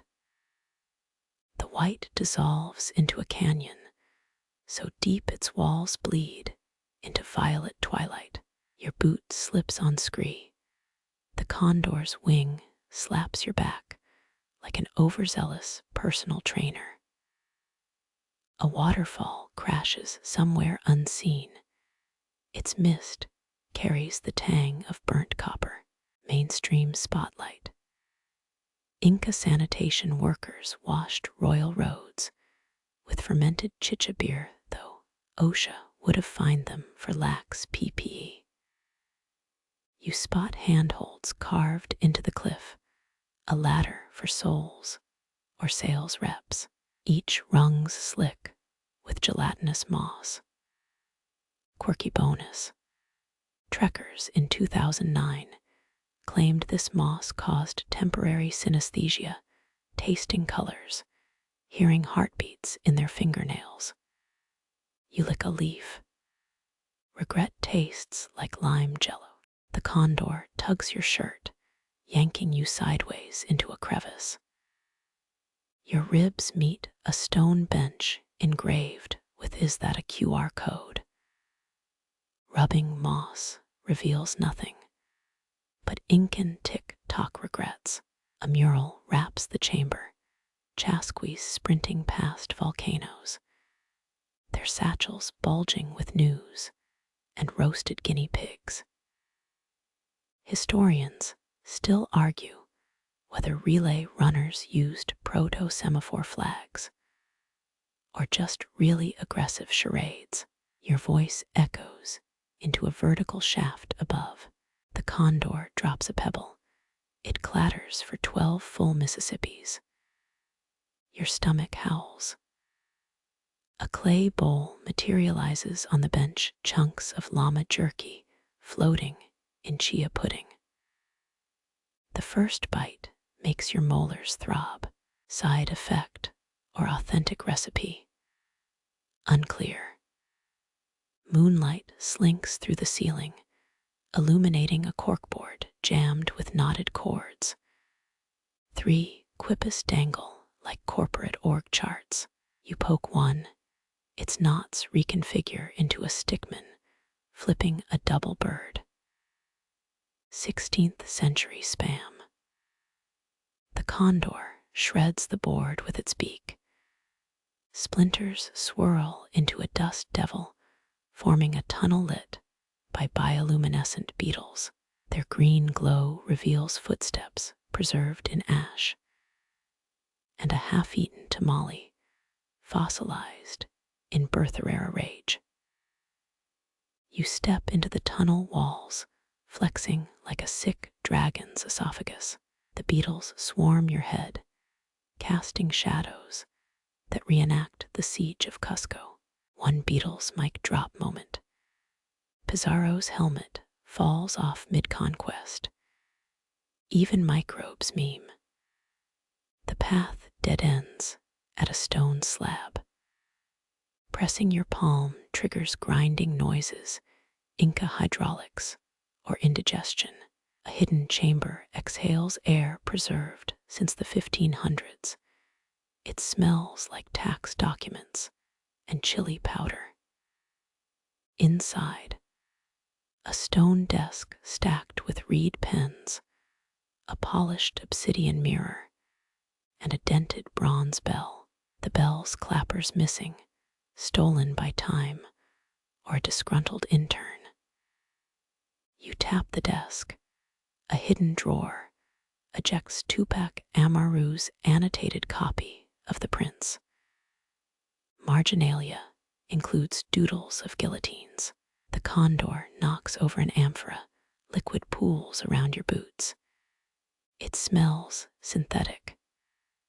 Last call. Spanish accounts mention Inca chemists brewing liquid rubber proto-Gore-Tex for rainy couriers. You stomp. The puddle hardens into Crocs. Another tremor hits.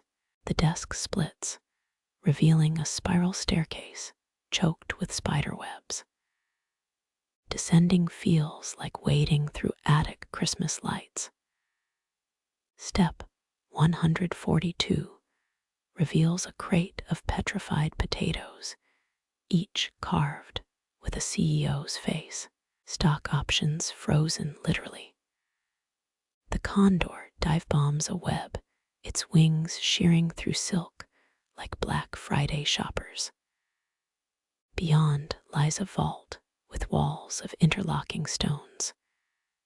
Your breath fogs a patch, revealing graffiti. Hernan was here, colonial cringe endures. A stone lever protrudes like a sore thumb. Pulling it floods the vault with liquid mercury, Pizarro's favorite interior decor. You backpedal mercury, droplets kiss your ankles. Colder than a shareholder's smile, the condor squawks, a sound that cracks the floor. Granite gives way to cloud. You're falling again, this time through a rogue's gallery of conquistador ghosts. Their armor leaks Mosquito-born plagues and mediocre poetry. A thatched roof breaks your fall, sending you rolling into a maize field. The condor perches on a scarecrow which tips over, revealing a Chasqui mummy clutching a conch shell. Blow into it. The sound mimics a modem handshake. Dial-up purgatory. The mummy's jaw creaks open. A quartz crystal rolls into your palm. Peer through it. The valley becomes a circuit board, terraces etched with gold conductive traces. Empire as motherboard. Delete your cookies. The condor flaps north, its shadow stretching into a sundial's needle. You follow, legs now leaden as retirement plans. Moonflower vines trip you, their blooms hissing nursery rhymes in Spanglish. Climb anyway. The peak offers no treasure, just a basalt throne eroded by centuries of asses. Carved into the armrest, all messages archived. Server farm located in afterlife. Please reboot civilization. You sit, the throne shatters, dust motes dancing like errored code. Dawn arrives wearing fog as a scarf. Somewhere far off, a donkey brays the Jurassic Park theme. The condor's silhouette blots out the sun, crowing the automated voicemail of a long-dead king.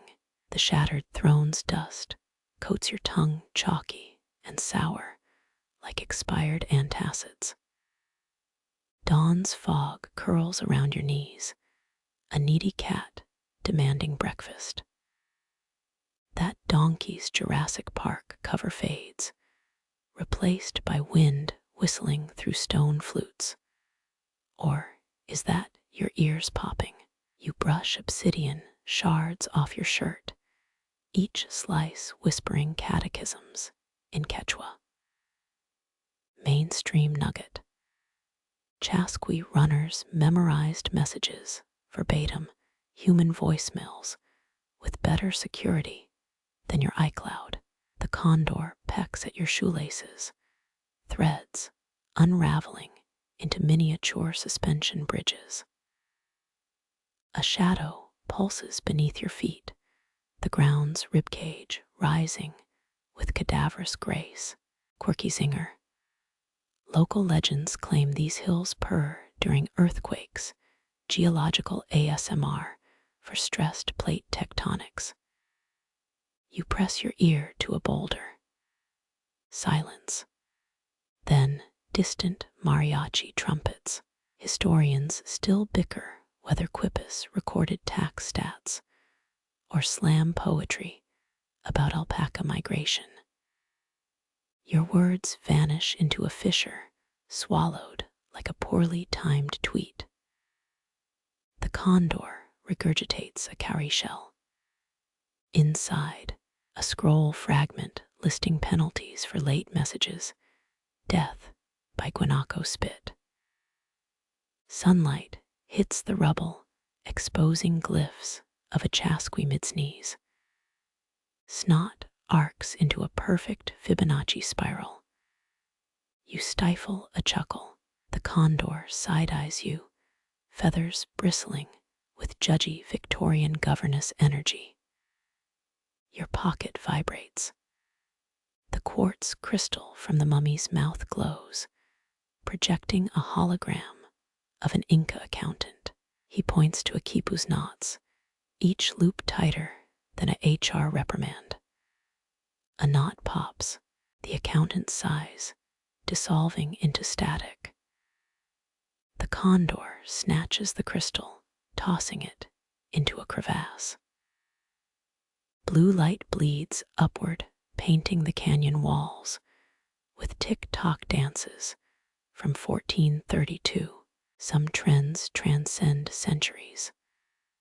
A llama shadow does the renegade. Hunger returns sharp as a Yelp review. You reach for Cliff Bar crumbs and pull out a hollowed gourd.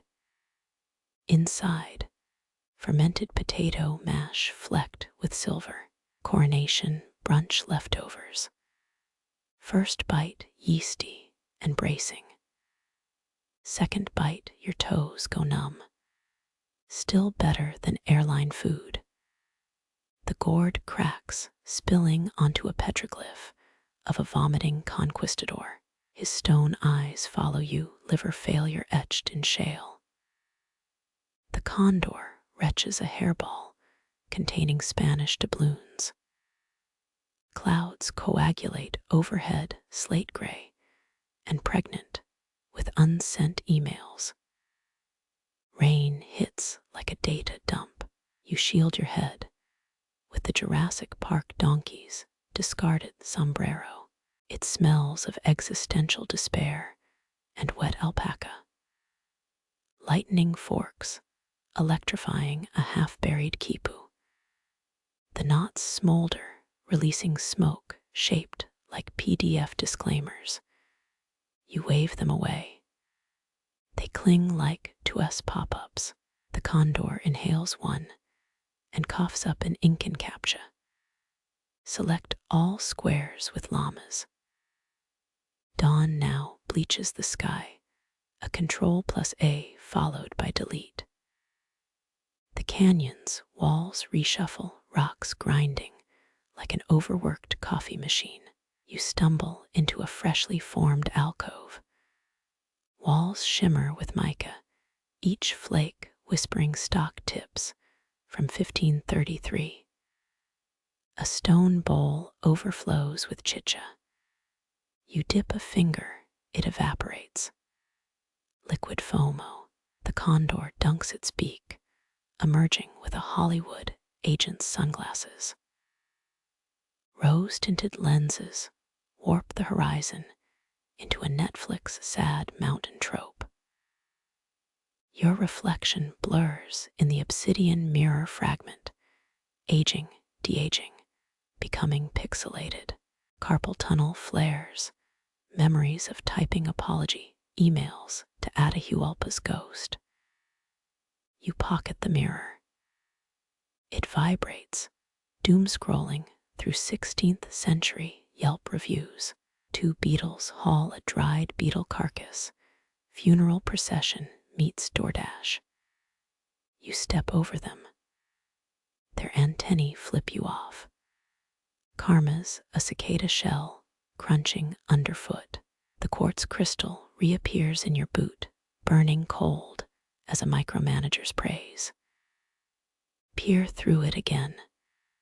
Techno-Inca Cosmovision superimposes Wi-Fi symbols over sacred peaks.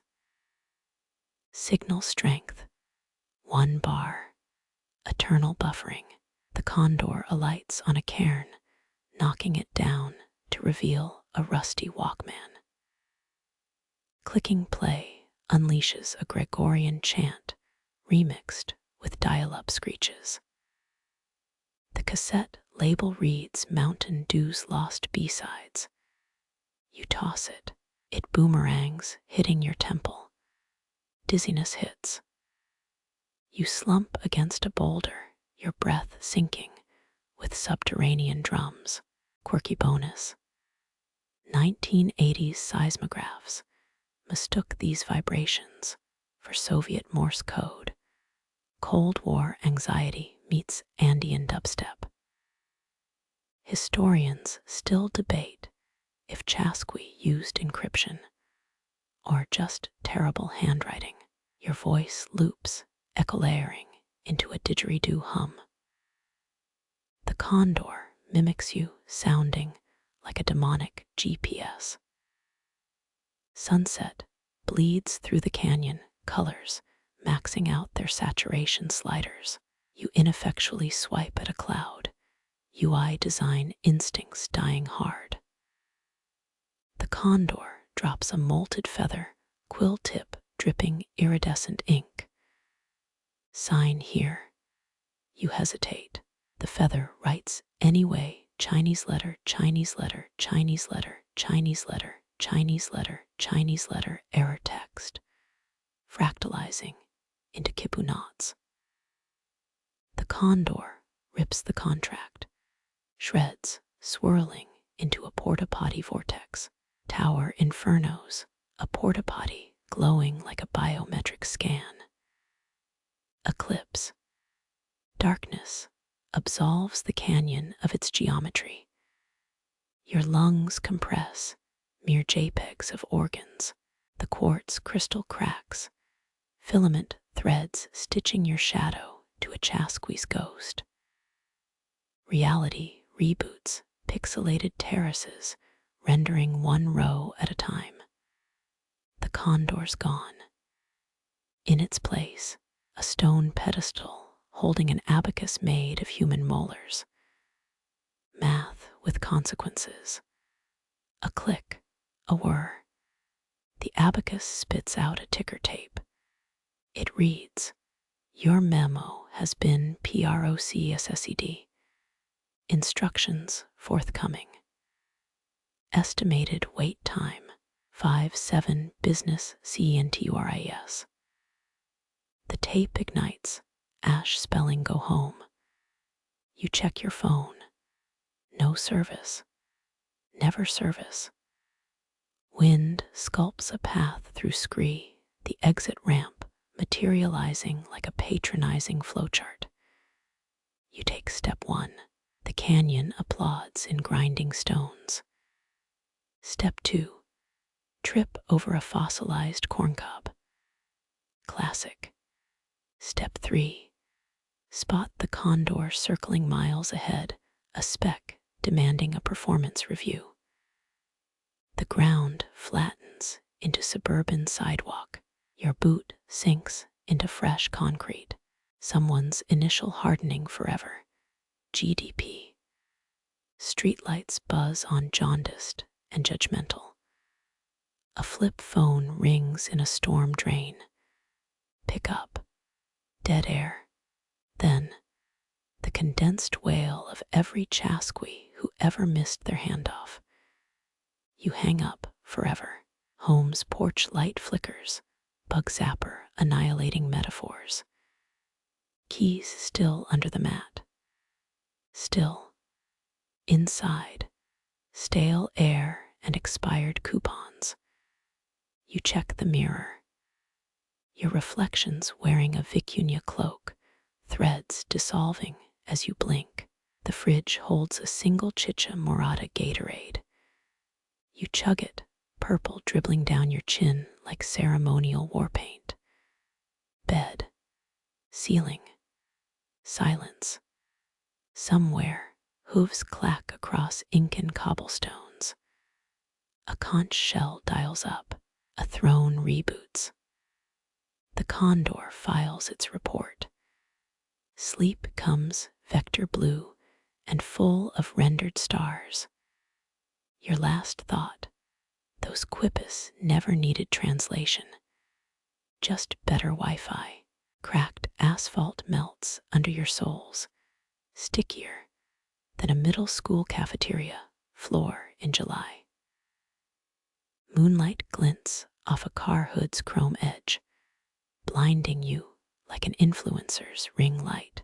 That condor feather you pocketed yesterday now prickles your thigh sharp as a passive-aggressive post-it. Your heel snags on a sewer grate, iron teeth gnawing your shoelace into dental floss. Mainstream morsel, Chasqui relay stations stood every 6 miles. Ancient rest stops stocked with dried frogs and gossip. A street lamp flickers, casting your shadow as a slouched conquistador holding a frappuccino. Dew soaks through your jeans, chill crawling up your spine like a VPN progress bar. Quirky bonus. Archaeologists once found a quipu tied with poodle fur Inca tax records, or a noble's pet project. You kick a pebble. It rolls into a storm drain, screaming with cicada static. Historians still spar over whether suspension bridges swayed on purpose. Your sentence dies as a forklift backfires, the sound ricocheting between strip malls. A sewer rat drags a hot pocket wrapper past your foot, garlic sauce smeared like a botched hieroglyph. Neon signs buzz above, advertising psychic readings and payday loans. Your quartz shard hums, projecting a flickering Chasqui hologram onto the family dollar. He pantomimes, eating a messenger's heart for treason. Comfort food Inca edition. The hologram freezes, buffering symbol lodged in his sternum. You chuck the crystal into a dumpster. It clangs against a microwave, releasing the stench of burnt popcorn and existential dread. Classic combo. A traffic light turns fever red, glare painting the intersection like a sacrificial altar. Tires screech, horns blare. The condor perches on a power line, dropping a mylar balloon that reads world's one time traveler. It bobs away, defiant as a meme stock. Your phone vibrates. A GeoCities Zira pop-up overrides your lock screen. Your soul's trial period has EXPIRED. You swipe left. It follow-up texts in cuneiform. 3 fire emojis. 2 skulls. A hydrant erupts, water arcing over the street like a misplaced aqueduct. Soaked shopper's curse in 3 languages. The condor dive bombs a puddle, emerging with a soggy coupon for 10% off Inca Trail Tour. Fine print. Valid Tawantinsuyu residents only. Dawn leaks through McMansion blinds, each slat a prison bar for the sun. You stumble into a 7-Eleven. The clerk eyes your mud-caked boots, judging harder than a Yelp reviewer with a humanities degree. Freezer air nips your ears, walk-in coldness swallowing your thoughts. You grab a taquito, bite into asphalt temps and regret. The condor materializes in the nacho cheese pump, one talon hovering over the dispense lever. Don't. It squawks, spraying fluorescent orange goo onto a lotto scratcher. Winning numbers: 1430 2153 31572. Your birth years nowhere close. The machine vomits ticket confetti, shreds settling like snow on a sugar skull. Outside, a city bus growls to a stop. Destination screen glitches between MACHU, PICCHU, and park and ride. You board. Plastic seats crackle with static cling, adhesive ghosts of 1,000 commuters. The driver's mirror dangles a quipu keychain knots, fraying into influencer hair extensions. You nod at him. He grunts, playing a podcast about alien pyramid theories through tooth-blown speakers, through bug-smeared windows. Suburbs blur into terraced hills. Gated communities mimic Incan masonry, veneer, stones glued over cinder blocks. The condor perches on a fake guard tower, plucking GPS trackers from delivery drones. Your stop arrives. A strip mall shrine. Virgin Mary statues choking on plastic vines. Offerings pile beneath her feet, energy drinks, and expired EpiPens. You add your taquito wrapper. A dog collar jingles, feral chihuahuas watching from a chevron sign. Tarmac softens underfoot, blacktop turning to sun-warmed adobe. The condor circles a construction site, yellow excavator clawing at an unmarked burial mound. OSHA regulations dissolve here. Dust clouds cough up colonial coins and Diet Coke cans. Your pocket buzzes, the quartz shards back edges fused with rusty rebar. Peer through it. The site floods with holographic Chasqui, sprinting through porta-potties and pallets of sheetrock. Their quipu cords tangle in a forklift's wheels. Security lights blind you, sodium glare erasing the vision. A guard's flashlight beam pins you like a moth. Vandalism's a felony. He drawls voice sandpapered by Marlboros. Just appreciating the architecture. He snorts, spitting Copenhagen juice into the dirt. The condor swoops, snatching his hat. Your cue to bolt. Alleyways twist, dead-ending at sound walls, plastered with missing cat posters. One image catches your eye. A sphinx sporting a vicuña sweater. Reward, eternal gratitude, non-transferable.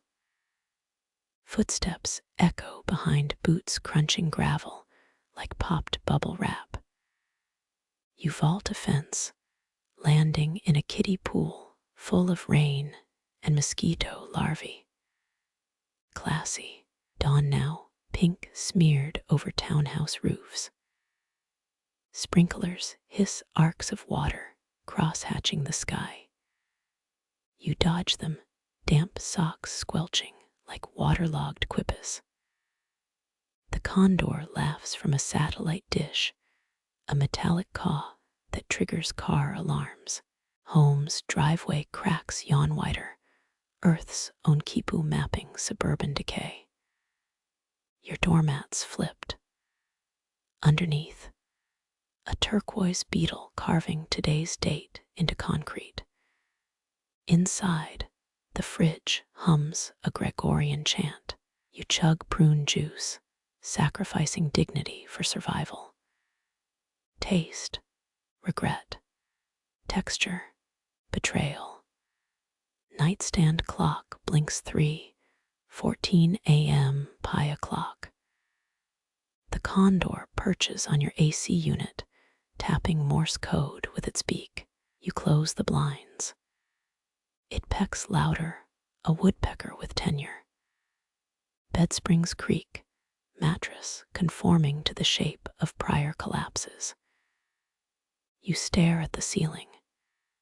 It stares back, water stain morphing into a quipu-shaped Rorschach test. Somewhere tires screech. A dumpster lid clangs. The condor shrieks. You pull the sheet over your head, fabric thin as a pharaoh's patience. Sleep comes, a dial-up tone stretched into a lullaby. Last thought, those Chasqui never dealt with HOA fees. Lucky bastards. Dawn stabs through your blinds, each slat a laser cutting last night's madness into manageable lies. Your tongue feels wool-lined, last week's taquito crimes resurfacing. The condors perched on your Nespresso machine, preening iridescent feathers over your sink's crusted cereal bowls. You fumble for yesterday's jeans, pocket lint clinging to a petrified French fry. Mainstream fact: Inca highways stretched over 24,000 miles, crisscrossing peaks and deserts like Earth's own quipu cords. The condor hacks up a hairball, wraps it in a CVS receipt. Consider it a housewarming gift. Rain gutters gurgle outside, channeling runoff into a murky Addams Family reshoot. Quirky tidbit: a 2017 sewer repair in Cusco unearthed a conquistador's gauntlet, fused to a Walkman. Heavy metal archaeology. You squint through the quartz shard, still embedded in last night's rebar. The construction site holograms flicker, Chasqui sprinting through your kitchen. One pauses to microwave llama jerky. Their sandals squeak on linoleum, an ASMR takedown of imperial footwear. Historians still brawl over whether smallpox or Spanish steel killed the Inca faster. Your toaster interrupts with a burnt offering. The condor pecks at charred crumbs, each stab a punctuation mark. Eat, pray, judgment. You check your phone, 3 texts from unknown. All Incan curse words auto-corrected to Cloudflare error codes. The condor headbutts your coffee mug, liquid courage sloshing onto a utility bill. Brown stain blooms, shape matching Pizarro's hat. Poetic. Outside, a mail truck backfires. The sound morphs into a holographic war horn. Your porch camera captures nothing but wind bullying a Walmart bag. Rewind the feed, shadowy figures lurching like stop-motion mummies. You delete the app. Neighbors argue over fence lines. Property disputes mingling with morning jogs. One sprinter's ponytail sways like a quipu in motion. You half expect her to hand off a pottery shard instead of earbuds. The condor dive bombs your birdbath, splashing murky water onto solar lights. They flicker awake, harsh LEDs bleaching your petunias into surrendering. You half expect a Chasqui to materialize, drafting a complaint in Quechua about HOA violations. Your gut growls, a sound felt more than heard. The fridge offers expired yogurt and existential doubt. You risk a spoonful. Regret tastes like biofilm and rebranded capitalism. A car alarm wails, ritual music for the sleep-deprived. The condor mimics the tone, mocking it in 3-octave shifts. Across the street, a kid's inflatable pool deflates, sighing louder than a disappointed ancestor. Dust motes swirl in a sunbeam improvised astronomy lesson on entropy. You swipe through a missing pets group. 5 posts feature that vicuña sweater sphinx, now photoshopped into Machu Picchu selfies. Mostly peaceful trolling. The quartz shard warms your palm, edges thrumming like a Geiger counter at Lollapalooza. Peer through it. Your living room melts into a mountain pass. Holographic Chasqui vault over your sectional, oblivious to the Netflix, remote lodged in a llama's wool. Reality snaps back, sofa intact, remote MIA. The condor coughs up a AAA battery. Trade accepted. You step outside, pavement, already sweating through flip-flops. A recycling truck beeps, modern-day tambours signaling recyclables from landfill regrets. The driver nods his cap embroidered with frayed quipu knots. Coincidence? The condor thinks not. Clouds bruise the sky, purple promising rain, or retail vengeance. Bees swarm a gas station, bouquet, pollen drunk, and buzzing lupins. One kamikazes into your soda can. Funeral at sea. Back inside, the AC wheezes, fighting entropy with freon and false hope. You eye the quipu-shaped water stain. It winks. You blink. A moth carcass drifts onto your keyboard, wings patterned like a lost census knot. The quartz shard glows, voice memo mode activated. Static hisses, then clarity. A Chasqui's breathless report on potato blight. His voice cracks on frost-resistant strains. Millennia-old panic disguised as a Spotify glitch. You order takeout. The app recommends Andean fusion tacos. Reviews mention life-changing aji sauce and mysterious rashes. 2 stars. The condor steals a crayon, doodling what might be a suspension bridge on your lease agreement. Dusk arrives, streetlights humming show tunes through corroded transformers.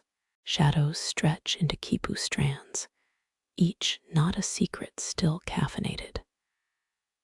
The condor preens atop your Wi-Fi router, feathers disrupting the signal. Buffering, always buffering. You scrub ancient quinoa from a dish, grit swirling down the drain like miniature landslides. The faucet coughs. For a heartbeat, the water flows gold. You blink. Rust resumes. Moonlight puddles on the carpet. A silver quarry for phantom chisels. The condor snores in the shower curtain rod, dreams echoing as condor dreams do. You Google how to rebury an empire.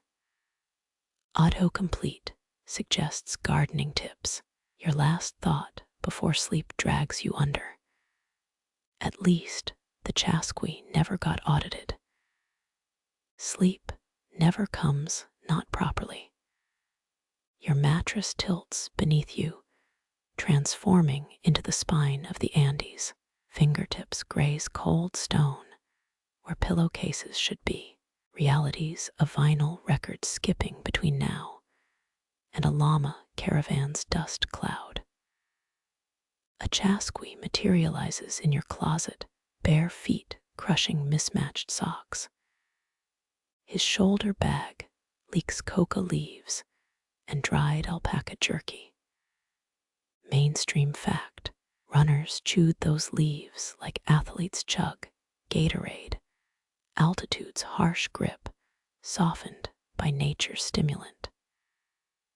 The messenger clicks his tongue, sound ricocheting through time like a WhatsApp notification. Qhapaq Ñan requests your taxes, he declares, holding a knotted cord that smells of burnt popcorn. You offer a CVS receipt instead. He squints, tracing the faded ink like it's linear, a script. A fridge buzzes, translating the interaction into an amber alert vibration. Quirky tidbit. Archaeologists once found a Chasqui way station buried under a Lima bowling alley, league trophies, crowdsourcing with Inca pottery shards. The runner pockets your expired coupon, legal tender, where timelines fray. His sandals leave powdered chili prints across the carpet. Evidence. Moonlight spills through the window, painting your IKEA shelves as terraced farm plots. The condors perched atop a Billy bookcase, judging both empires. You sip tepid tap water, tasting volcanic minerals and chlorine's chemical aftertaste. A highway drone becomes a pan flute's ghost note. The Chasqui taps your smartphone screen, spiderwebbing under his calloused thumb. He barks coordinates in Quechua. Google Maps shows a 7-Eleven. Sacred spring, he insists, pointing at Slurpee machines glowing turquoise. You humor him. The first sip's sugar rush feels like cheating divinity. Historians still brawl over whether runners memorized messages or carried physical notes. A car honk shreds the thought. The Chasqui flips off the street lamp, confusing automobiles with rival messengers. His spit hits the pavement, sizzling like an comet's tail. You're handed a quipu knots tight as piano wire. Each loop translates to sirens wailing 3 blocks over. The condor snatches the cord, flying it like a kite string through your ceiling fan's blades. Sacrilege or performance art. Sirens fade, the runners now at your sink, crushing freeze-dried coffee granules with a mortar. He sniffs, disapproval wrinkling his nose deeper than your student loan statements. A spoonful goes airborne ritual offering to your garbage disposal's stainless steel gods. Dawn's first light creeps in, strobing through a neighbor's unplugged Christmas lights. The Chasqui freezes, face etched with deja vu. Bronze skin pales to conquistador armor gray. He's remembering tomorrow's history. A looted tomb's echo rattling his bones. You cough, breaking the hex. He vanishes, leaving behind a single feather and anxiety that sticks like shower mildew. The condor gags on the plume, rejecting nostalgia's aftertaste. Your coffee's cold again. Always cold. Traffic builds, a crescendo of combustion engines and road rage. You count 17 brake lights, crimson beads on modernity's abacus. The quipus tangled in ceiling fan blades, knots spelling out April 15 in dusty binary. Coincidence? TurboTax thinks not. A delivery drone crashes into your azaleas, propeller still spinning as it plays a jingle.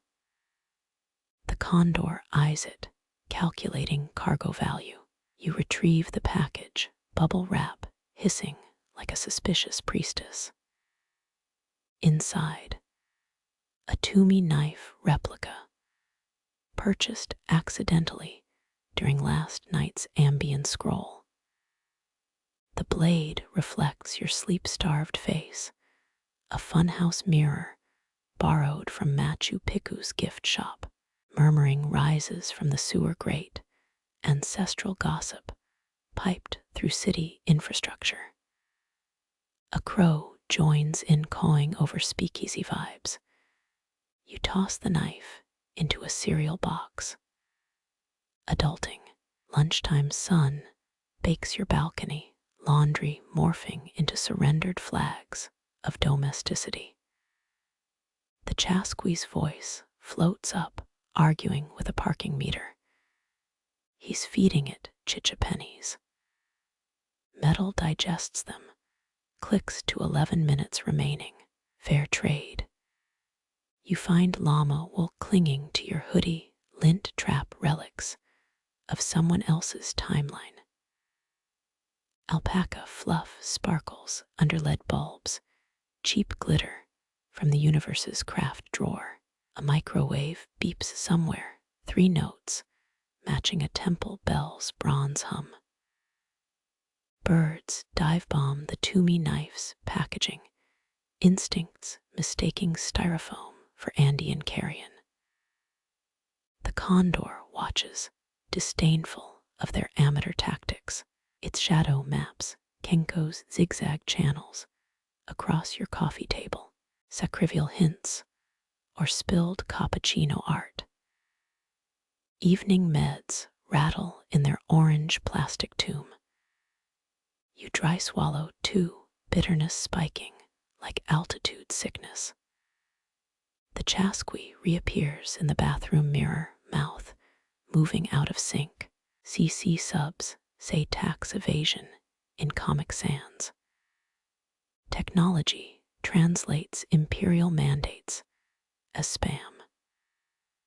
Shower steam rewrites the Koya's agricultural hymns on fogged glass, lyrics erased by a bath towel's swipe. The drain coughs up a turquoise bead, 1970's tourist tat or Tawantinsuyu artifact. Flush or eBay. Moral calculus tilts toward capitalism. Moonlight again. The condor's talons click against a Nintendo Switch. It's beating Super Mario Maker levels, named after Pachacuti's conquests. Bowser as Pizarro. Peach as Mama Aklo. Jumps timed to the Imperial Cusco anthem, 8-bit remix. Your phone dies mid-scroll, last image a meme. Pizza party, AT Sacsayhuaman. BYO quinoa. Charger cords mimic viper nests. You brave the tangle, each spark a miniature Qhapaq ceremony. The outlet sputters, a tired god accepting burnt offerings. Wind yodels through poorly fitted windows, nights only ASMR. The Chasqui's quipu now binds your recycling into a ceremonial bundle. He nods, approving your Diet Coke can hoard. Modern midden heaps please ancient archivists. 3 a.m.'s void yawns open, swallowing snores and sirens alike. The quartz shard emits a pre-dawn glow, its edges tracing Vitruvian man proportions over your face. Geometry feels accusatory. You bury it under takeout menus. Owl hoots sync with a text vibration. The message reads KHIPU request pending. You block the number. The condor rises a moth into the ceiling fan's blade vortex. Wings become confetti, dust, motes dancing to silent huanos. Fridge light hums a lullaby, bulb dying in F-sharp minor. Condensation streaks the freezer door like citadel tears. You check for frostbitten pizza. Find a single intact chuno potato, freeze-dried defiance against sell-by dates. First birdsong carves the dark, sound sharper than obsidian scalpels. The Chasqui's fading now, edges pixelating like a corrupted mauve file. His final gift, a fistful of Highland salt tossed over your threshold, blessing or eviction notice. You'll ask the condor at dawn. Salt crunches under your bare feet, the Chasqui's parting gift, now a miniature salt flat in your entryway. Dawn's first rays catch quartz veins in the crystals, each glittering fleck, a dead emperor hours frozen breath. Mainstream fact. The Inca maintained over 25,000 miles of roads, enough to circle the earth sideways if paved with hubris. Your big toe prods the salt mound. It hisses, releasing a vapor smelling of scorched earth and unprocessed Venmo requests. The condor drops an acorn on your head, avian passive aggression for skipping breakfast. You munch stale cereal straight from the box, marshmallow bits cascading into the salt like ceremonial offerings. Quirky tidbit. A 2021 sewer repair crew in Cusco found a quipu knotted around colonial-era goat bones, census record, or dark ritual. No one's claimed it. Your phone buzzes inside the fridge screen, frostbitten, but alive. The notification reads, Inca road maintenance fee overdue. Attached, a llama pay invoice demanding 300 pounds of freeze-dried potatoes. You screenshot it for meme potential. Tagline drafts itself. When your empire crumbles, but QuickBooks survives. The salt mound bulges, sprouting hairy potato vines that strangle a floor lamp. Tubers burst forth, each stamped with a barcode. Historians still bicker over whether runners staged relay races for sport or punishment. You microwave a spud, it explodes into hieroglyph-laced confetti. Popcorn kernels whisper gossip about Pizarro's lactose intolerance. Neighbors pound the wall, your ancient agricultural revival project leaking through drywall.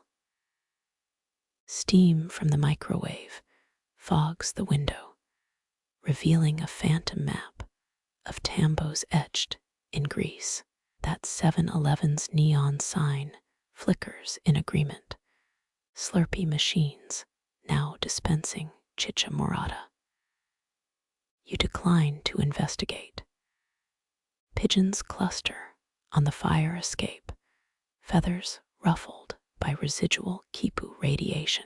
One pecks at a salt crystal, immediately levitating 6 inches before crashing into a recycling bin. The condor face palms with its wing, embarrassed by such rookie mysticism. You pocket the charged crystal, free Bluetooth speaker for later. The Chasqui's coca leaves resurface, clogging your shower drain alongside hair and existential doubt. You plunge the mess, each thrust unearthing pottery shards from a long-dead culture's IKEA phase. A terracotta meatball glares up, its sauce forever congealed. Mail arrives with a thud, a package wrapped in vicuña wool and USPS tape. Inside, a conch shell filled with mummy dust. The return address simply says CORICANCHA recycling program. You blow into it, the resulting drone mirroring traffic on I-95 South. 8 a.m. sunlight highlights dust motes, each a tiny runner relaying messages across your living room. They collapse when you vacuum, casualties of modernity's hunger for sanitized silence. The condor salvages one, tucking it behind its ear like a smuggled ration. Your coffee maker gurgles, water straining through grounds like a Chasqui ascending Kilk Pass. The brew tastes of volcanic soil and burnt tax documents. You add honey, a substance your Inca tax bill considers contraband. Stirring summons a miniature cyclone, sugar crystals orbiting like disciplined messengers. A construction crew outside unearths a cobblestone. Whole city holds its breath. It's just a cracked slab of Home Depot concrete. The condor fakes wounds, talons clutching a Crocs logo like tragic theater. You toss it a French fry. Redirection works on toddlers and raptors alike. Lunchtime brings no respite. The salt mound now hosting a lichen garden. Species unknown. You name it Pachacutie's revenge and water it with La Croix. Bubbles animate the spores, their dance mimicking a lunar calendar. The Chasqui's laugh echoes through the Cantab's aluminum hollow. Your smartwatch vibrates a health alert.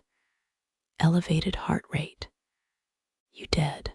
Pulse spikes as the condor knocks over a framed photo, revealing a hidden quipu taped behind it.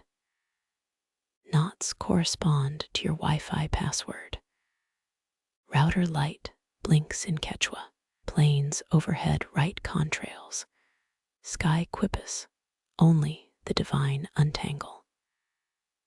You squint pattern suggests an Amazon delivery notification. The condor rolls its eyes, beak, clicking through celestial spam. A single feather drifts, lodges in your USB port. Dusk arrives wearing mauve. The salt mound shrivels, leaving a sludge puddle slurping at your floorboards. Evaporation reveals a tin figurine, conquistador helmet, fused with Bluetooth earbuds. You name it Hernando to Spotify. Playlist suggestions skew pillage-wise streetlights flicker, on-off cadence syncing with Tawantinsuyu signal fires. Shadows stretch into the shape of suspension bridges, their rope fibers humming with sacrificed virgin's hair. You close the blinds, too much authenticity before dinner. Moonlight refracts through the remaining salt, projecting a distorted Machu Picchu onto your popcorn ceiling. The condor poops on your pillow, avian critique of decor choices. You flip the cushion. History's disapproval stains everything eventually. 3 a.m. static fills your skull, the Chasqui's severed hum echoing through air vents. A rogue potato vine taps Morse code against the window. You parse it, send Chunyo or else. The condor volunteers as tribute, its wings blotting out tomorrow's to-do list. First birdsong arrives late, a cardinal rehearsing Huey Naputina's eruption in C major. You count 17 lichen blooms, each tiny explosion a civilization's rise and fall. The salt's gone now. So's the condor. So's the will to distinguish empires from errands. Fridge light dies, mid-hum, darkness pooling, like Atahualpa's ransom, undelivered. Your hand finds the last Chasqui feather, edges serrated as betrayal. It melts into road dust before dawn can interrogate it. You sweep nothing into nothing. Traffic resumes, 1,000 engines coughing up the same carbon yesterday's runners exhaled as prayer. Brake lights smear across your retinas, crimson quipus tallying a culture's ROI. Coffee's cold again. Ancestors laugh through the pipes. You laugh back. Parody. Morning traffic's honking melts into rhythmic footfalls. A phantom relay team pacing your heartbeat. Your smartphone buzzes. Ways rerouting through a sandstone canyon. that hasn't existed since Pizarro's dysentery outbreak. Rubber soles skid on sidewalk frost, the ghost of a Chasqui's calloused heel imprint mocking your hoka treads. A food truck materializes menu, roasted cuy, chicha, and extra spicy, 5G towers. You order fries. The cashier hands you a clay tablet, payment portal frozen, on a spinning quipu knot. Historians still argue whether message runners carried emergency snack requests, preserved potatoes, or vengeful curses. Sunlight glints off a bike messenger's handlebars, temporary blindness, revealing a hallucination. Granite highways pulsing with barefoot couriers. One winks, lips stained purple from mashing message berries. Mainstream fact: the Inca built suspension, bridges stronger than Spanish steel, ropes spun from mountain grasses, lasting centuries. Your apartment intercom crackles, static forming Quechua numerals. You buzz no one, pigeons scatter as a delivery drone crashes into your fire escape, parcel labeled urgent. Chasqui pouch 8921. Inside, a single baked bean and a terracotta thumb drive. Plugging it in summons, an AI concierge, croaking. Your tax assessment requires 400 liters of llama sweat by dusk. Your kettle whistles, steam etching a half-visible suspension bridge across the ceiling. Tea leaves settle into a map of way stations. Missed work emails populate your screen. Subject lines morphing into not language grievances. You type out of office. DEFEATING colonial legacy, BRB. Autocorrect changes it to out of time. Please send POTATOES. Construction across the street unearths a mossy stepping stone. Archaeologists and influencers rushing the site. A TikToker licks it, claiming tastes like governmental collapse and keto bread. Quirky tidbit: a 1998 time capsule TM buried near Machu Picchu contained a VHS titled How to Knot a Quipu in 10 easy lessons. It's just static. The Chasqui's ghost jogs through your kitchen arm outstretched to grab a Gatorade from the void. Condensation drips onto linoleum, each droplet a microtambo offering shelter to lost car keys. Your blender whirs, its roar mimicking a canyon's echo. Smoothie ingredients align into a cargo manifest: kale, protein powder, and 12 edible gold flakes. A crow lands on your AC unit, dropping a folded leaf into your half-empty LaCroix can. Unfurl it, a Walmart receipt from 1533, itemizing one Empire DISMANTLING kit. Open box. You check the serial number matches your passport. The crow caws in A-flat, condor's distant cousin judging life choices. Lunch delivers indigestion and deja vu, the same chicken wrap you ate while the Andes were still forming. A rogue fry draws itself in ketchup, the Nazca lines, but for hungover millennials. Your Fitbit congratulates you. 69,420 SDPS. Ancient Royal Courier status unlocked. Achievement badge features a vomiting llama. Clouds mimic quipu knots, your attempt to untangle them interrupted by a doorbell. Jehovah's Witnesses hand you a pamphlet.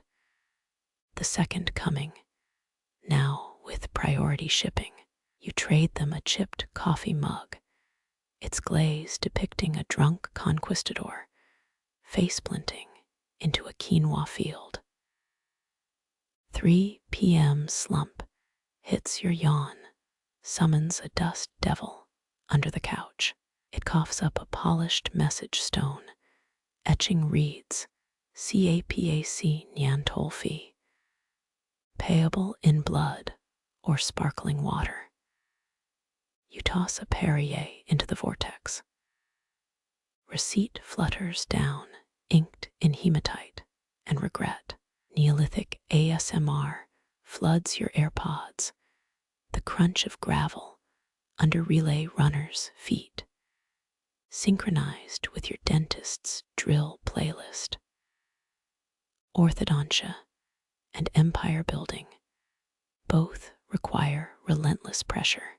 The condor reappears, wearing tiny noise-canceling headphones. You play Shakira. It leaves. A TikTok trend erupts, teens licking colonial-era artifacts to vibe-check history. Museums panic. Your feed shows a kid tongue-testing a mummy's femur caption. Tastes like cancel culture. Archaeologists reply with expletive-laden quipu recreations.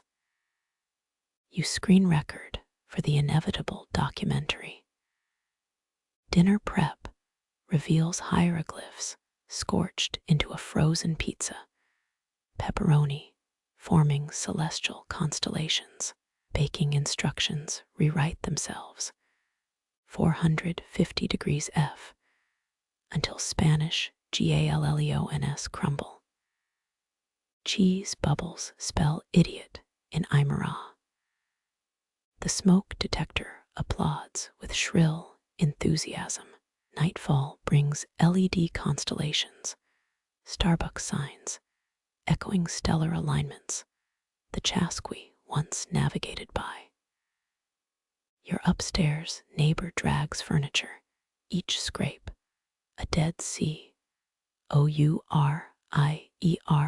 Chinese letter, snapping under conquistador boots. You text quiet PLS in emojis.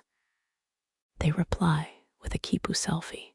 Podcast drones, a historian's voice fraying as she explains messenger berry fermentation rites.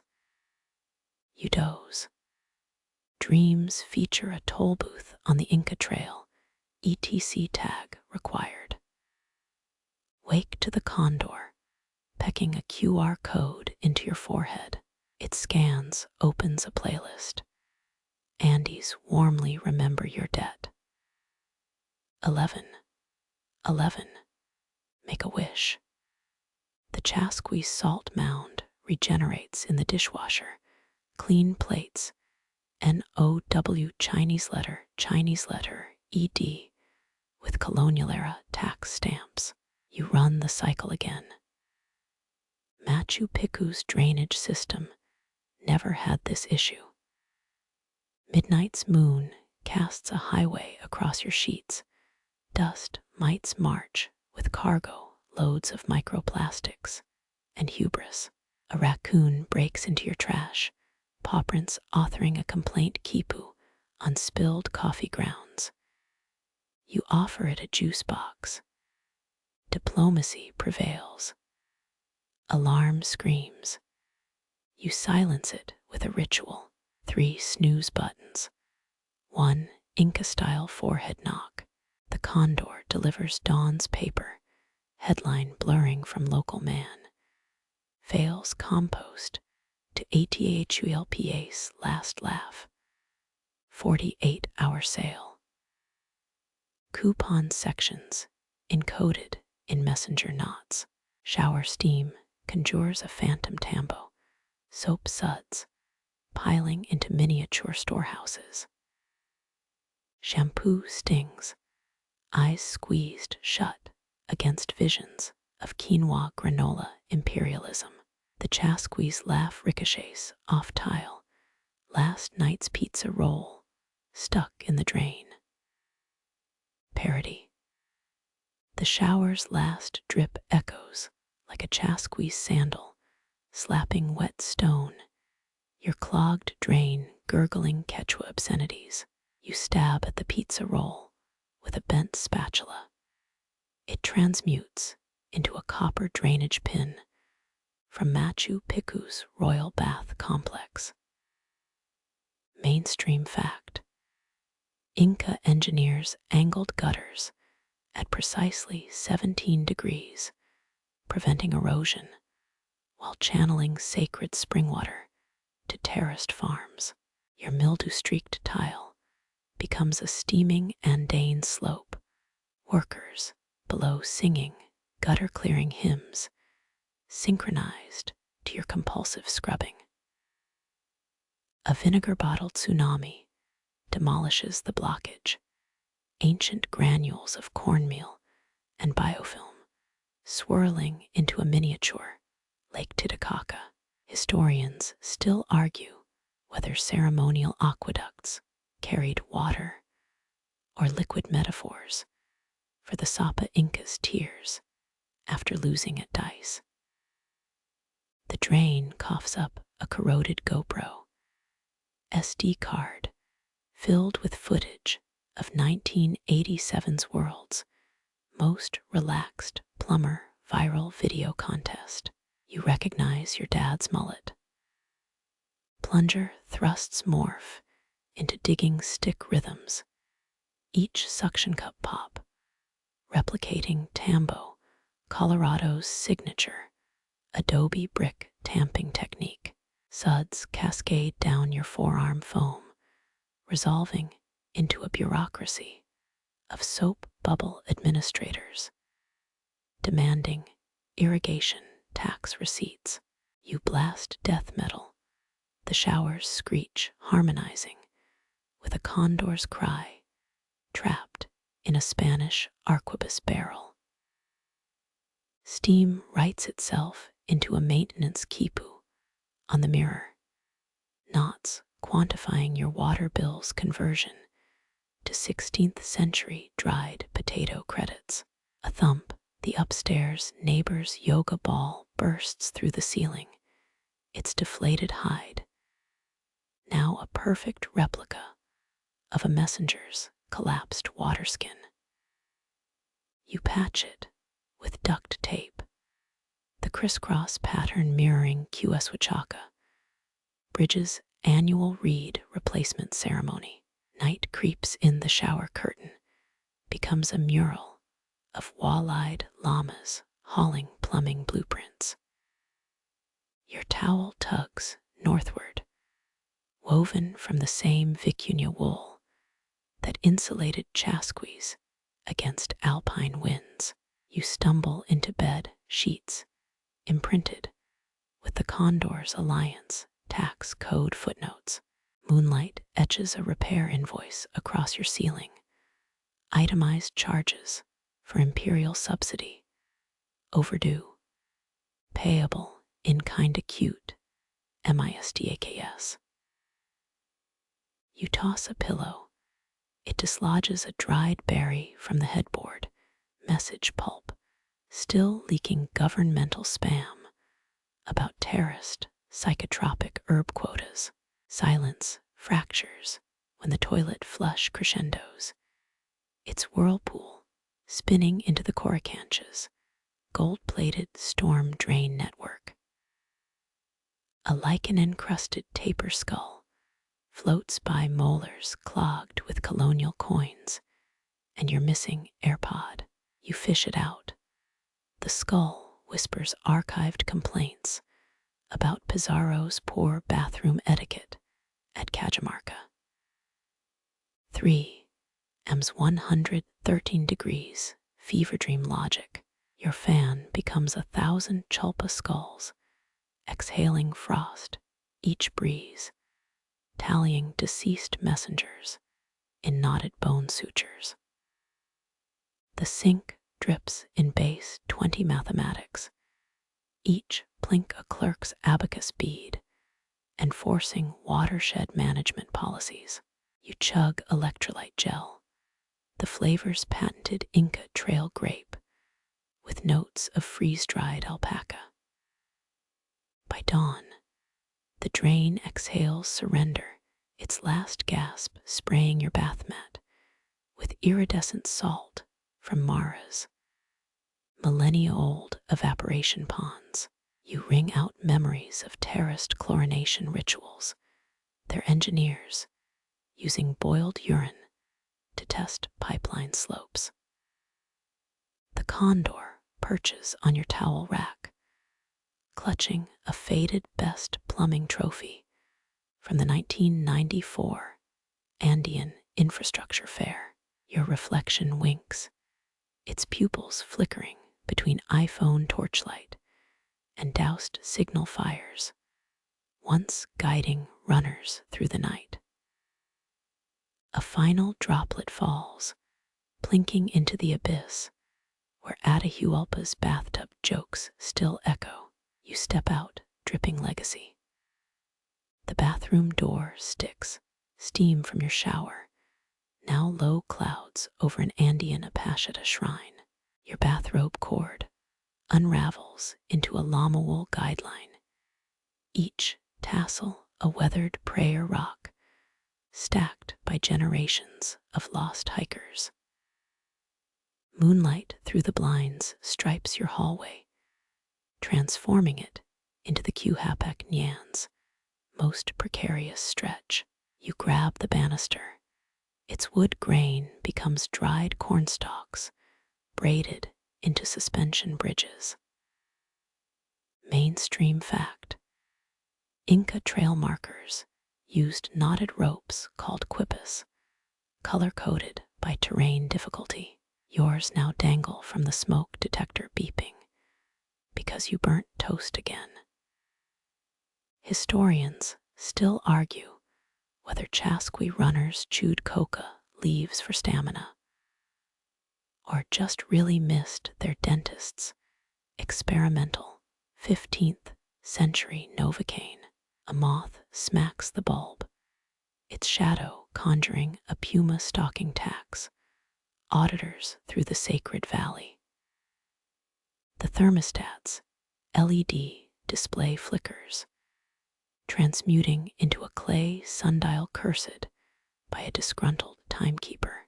Your smart speaker blares lo-fi pan flute covers, suddenly interrupted by archival footage of a vicuña shearing accident. You step on a leg, its plastic edges morphing into jagged obsidian flakes from Ollantay Tambo's unfinished fortress. The panes blunt poetry, each hobbled hop mirroring a messenger's sprint across frozen marshland. Fridge light baptizes the kitchen, condensation trails mapping the Inca highway system across expired yogurt containers. That mystery Tupperware, now an intact Araballo's vessel, oozing Chicha fermentation experiments from 1432. The microwave clock flashes 0, its beeps syncopating with a star priest's solstice alarm carved into the Coricanch's floor.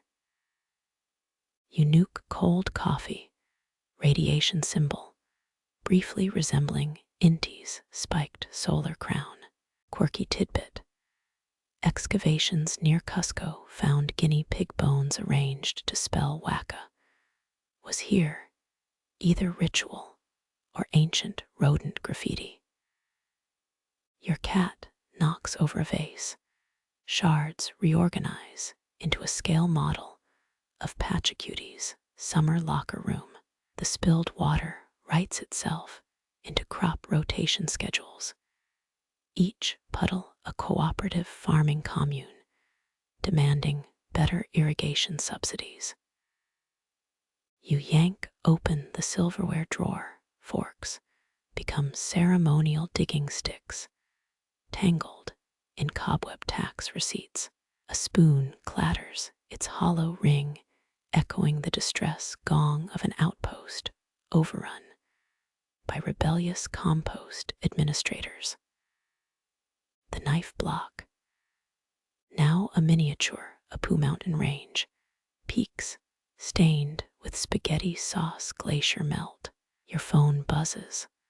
A notification overlay reads mandatory Tawantinsuyu OS update. Newly conquered territories require drainage tax. Decline the update.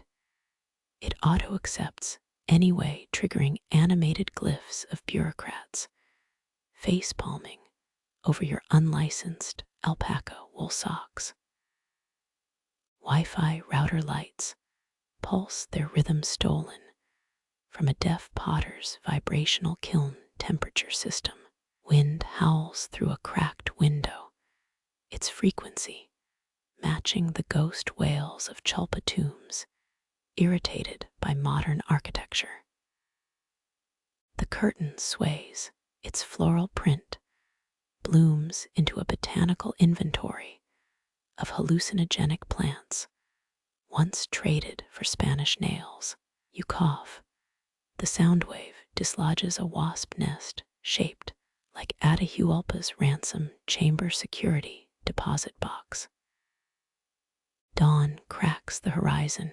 Your coffee mug sweats in perfect sympathy with Machu Picchu's morning fog. Stirring creamer creates a micro-eddy current. Miniature reed boats capsizing under the weight of overconfidential diplomatic scrolls.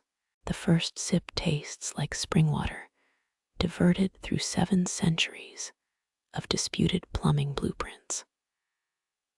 A car alarm outside wails. Its pitch bends into a birchbark trumpet, announcing tax reforms.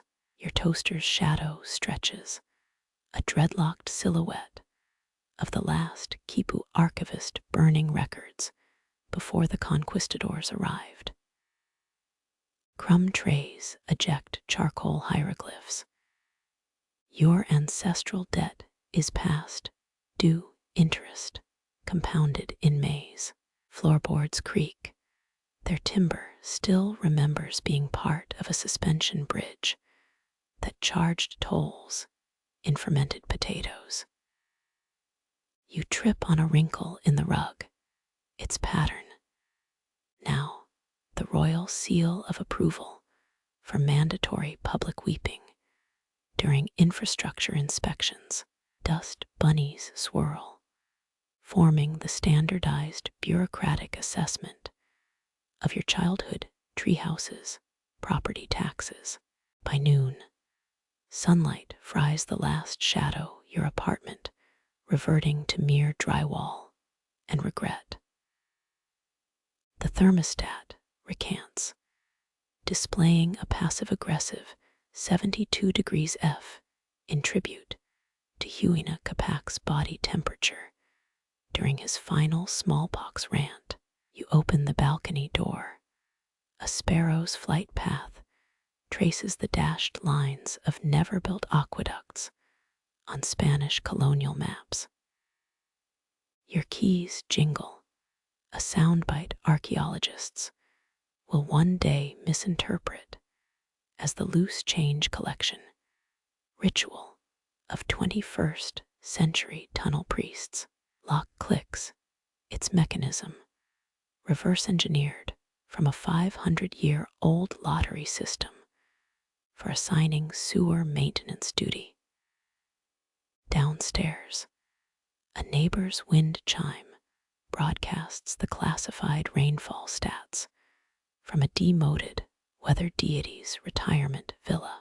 Pavement cracks bloom into miniature agricultural terraces.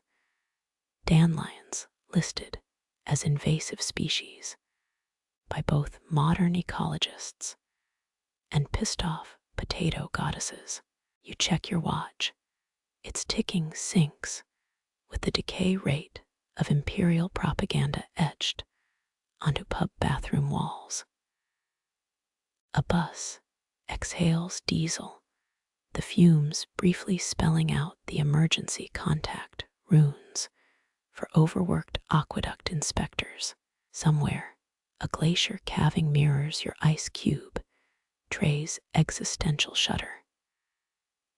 You walk asphalt, remembering itself as volcanic gravel, compacted by messengers who ran until their sandals fused to the road.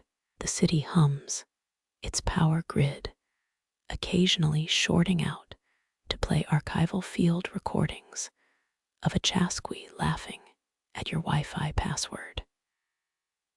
Your heel hits a sidewalk crack, pavement transmuting into moss-slick stepping stones from Vilcabamba's lost commute routes. Sweat drips down your neck, each bead's trajectory mirroring runoff from Andean terrace farms, irrigating illegal rooftop tomatoes.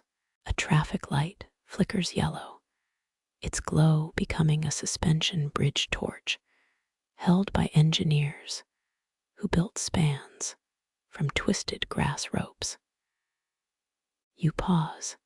Asphalt underfoot remembers itself as polished limestone, the echo of your steps sinking with a Chasqui's pace count. Pigeons scatter their flight path, redrawing the emergency supply routes for a besieged potato warehouse. Someone's Bluetooth speaker leaks reggae tone bass, the rhythm morphing into a work chant for crews moving granite blocks with rolled log levers. You smell pretzels, the vendor's cart briefly engulfed in smoke from a roadside Pachamanca pit, roasting 20 kinds of tubers. Historians still argue whether relay stations kept llamas on retainer or just hoped the tax auditors loved alpaca eyes. A crosswalk signal chirps, its flashing red hand. Now, a quipu, not tallying jaywalking fines owed to the Sapa Inca.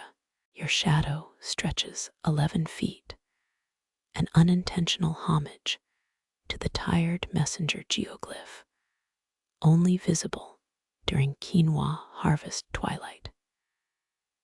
A construction crane swings, its shadow stenciling the dreadlocks of a Micmac labor coordinator, fired for overscheduling bathroom breaks. Quirky detail. Last year, graffiti artists in Lima spray-painted a quipu, not inventory, of missing Netflix passwords along the Pan American Highway.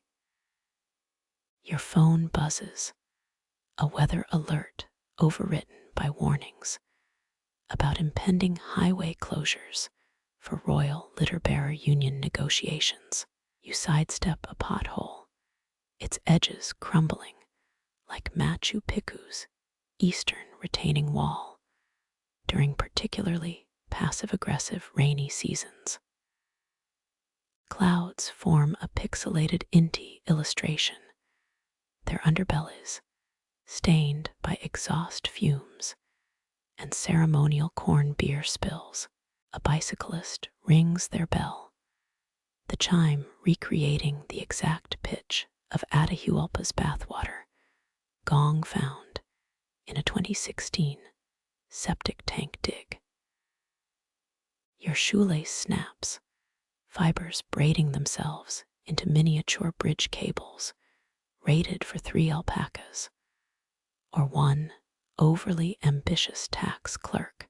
The bus stop bench warms your thighs, its heat conjuring memories of sun-baked waystation stones that doubled as rheumatism treatment grids. A passing truck's vibration pattern matches the seismic signature of Cusco's foundations, settling after the Coricancha temple Wi-Fi outage of 1469. You find a penny, its copper, briefly flashing with the alloy ratios preferred for imperial nose ring bribes. Neon signs hum to life, their glow echoing the bioluminescent fungi trails that guided drunken accountants home from lunar eclipse after-parties. A car honk startles you, its timbre stolen from the war cry playlist of provincial governors who moonlighted as yodeling instructors.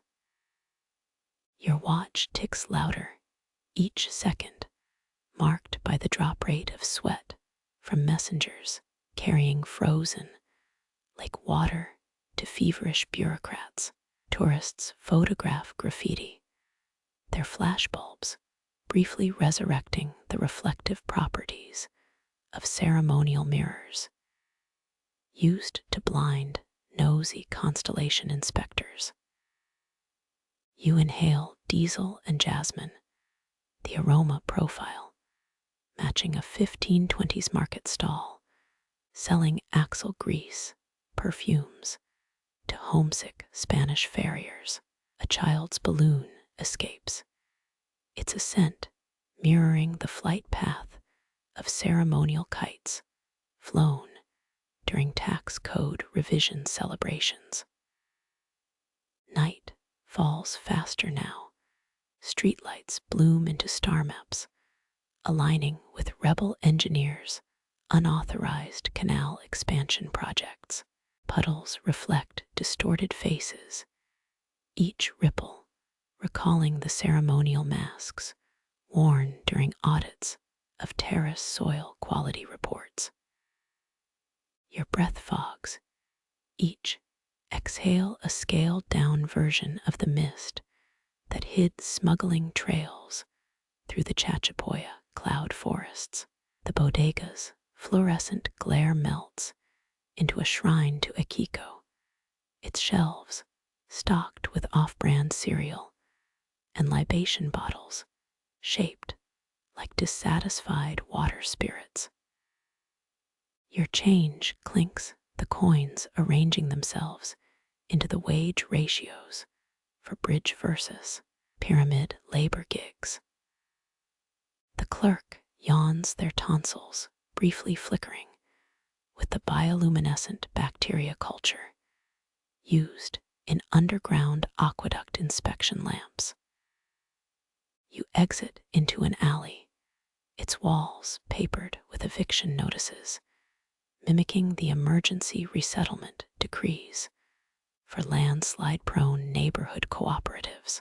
A cat's eyes flash, irises pulsing like the signal fires that relayed news of failed pumpkin harvest subsidies. The moon bleeds orange, its hue matching the emergency dye dumped into sacred springs during plumbing standardization protests. Your keys reappear, their teeth now modeled after the ridged healing tools used on messenger runners. Dislocated atlas vertebrae. A siren wails 4 blocks east, the Doppler effect mirroring the panic gongs rung during that time. Someone misfiled the quipu records for Yacuna potato blight. Asphalt softens, its tar bubbling like the ritual chocolate consumed before reviewing infrastructure grant applications. Your apartment door looms, its grain pattern now matching the warning glyphs carved above storage units containing emergency fermented fish glues. The lock resists, its pins rusted with the same mineral deposit that preserved the only surviving quipu tax return from the reign of Huascar. You shove harder, momentum carrying you across the threshold into a foyer that smells of wet coriander and unresolved administrative appeals. Street noise dims, the silence punctuated by your fridge's compressor groaning in the key of drought year irrigation hymns. You flick a switch, the bulb's filament recreating the tension curve of bowstrings used in ceremonial bridge-opening archery competitions. Shadows pool, forming a liquid quipu that spells out tomorrow's most pressing obligation. Remembering which Tupperware holds the leftovers and which imprisons the souls of disgraced aqueduct janitors. Somewhere beneath the floorboards, termites chew through wood pulp, and the repressed memories of a relay station manager who definitely fudged the May's reimbursement numbers. Your teeth brush against each other, their enamel a dead ringer for the polished mollusk shells used as emergency currency when the conquistadors canceled Venmo. The pillow cools, its fibers humming the lullaby version of a bureaucratic workflow for declaring volcanoes exempt from property taxes. Dawn comes anyway. Dawn licks the blinds, its light contaminated by residual glow of replicated quipu tax forms burning beneath your eyelids. Your coffee steams, the rising vapors sketching miniature suspension bridges between yesterday's dishes and tomorrow's utility bills. Outside, construction crews jackhammer asphalt that keeps trying to revert to fitted Inca roadstones, a mainstream history textbook fact. That network once spanned 25,000 miles, more paved than Rome's highways. Archaeologists found a 1970s time capsule beneath a Cusco Burger King containing a quipu and a Fleetwood Mac cassette. A quirky footnote nobody's explained. You step into shoes caked with dried mud, the same iron-rich clay that anchored terraces resisting 6 centuries of landslides. Car alarms blare, their frequencies overlapping with sonar scans, mapping undiscovered food storage tunnels under your local target. Historians still argue whether some roads zigzagged purely to annoy rival architects, or if the curves secretly spelled dirty words in Quechua. A delivery van accelerates, its suspension groaning like bamboo poles strained under messenger relay boxes stuffed with dried fish and gossip. Your reflection smirks from a puddle, ripples morphing into the facial tattoos worn by bridge maintenance crews in Pachacuti's 3rd tax season. A stray dog trots past, its collar jingling with the harmonic profile of copper tokens for renting stay-toned llamas. You avoid eye contact, suddenly aware your socks mismatch like the color-coded quipu cords tracking childbirth statistics, V's, potato blight forecasts. Morning commuters march, their phone screens bright as signal mirrors that coordinated avalanche rescues long before the invention of reply all. A helicopter thwacks overhead, its blades chopping clouds into the feather, confetti dumped during highway ribbon-cutting ceremonies. You smell rain and pretzel salt, a sensory combo last recorded during the Great Solar Eclipse Black Market of 1491. Subway stairs drop you underground, their tiles arranged in the herringbone pattern of imperial warehouses storing emergency chili pepper stockpiles. A rat scurries, its path mirroring evacuation. Roots from that time, a condor mistook the Sapa Inca's wig for nesting material. Graffiti tags shimmer, their spray paint formulas accidentally replicating the reflective moss paste used on moonlit message stones. Your train screeches, brakes emitting the same octave that cracked sacred singing bowls during overzealous infrastructure budget debates. Passengers sway, collective weight shifting like porters calibrating litters, carrying seasick bureaucrats through mountain switchbacks. You spot a decal on someone's laptop, the mascot of a startup, literally called Chasqui. Lie, their slogan, delivery before you remember ordering. Sunlight floods the car, its angle duplicating the shadow play that revealed optimal times for sealing border checkpoint permits. A toddler laughs, the sound triggering buried memories of festival flutes played to drown out accountants arguing about cement ratios. You check your phone, the signal bars fluctuating like altitude sickness warnings, carved into rest station llamas, ear tags. Steel pillars blur past their verticality, mocking the sloped walls that kept tax collectors from climbing into grain silos uninvited. Someone's headphones leak bass, the vibrations aligning with resonance frequencies that once dislodged landslides, threatening quinoa supply routes. You count stops, each station name mangled like colonial scribes misspelling Qhapaq Ñan as something involving llamas and or potatoes. A janitor's cart rattles, its wheels tracing the grooved paths designed for ceremonial boulders rolled through Cusco during solstice parades.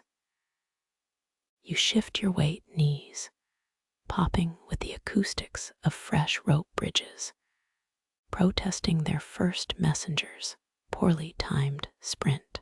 The intercom crackles, a voice reciting platform numbers in the monotone of priests, announcing mandatory bridge inspections. Doors hiss open, releasing air that smells of ozone, and the fermented barley chewed by relay runners to numb toothaches. Escalators ascend their steps, materializing and vanishing like way station roofs, appearing through fog for exhausted couriers. Your shoelace snaps again, ends braiding themselves into love knots band after that incident with the coastal governor's niece.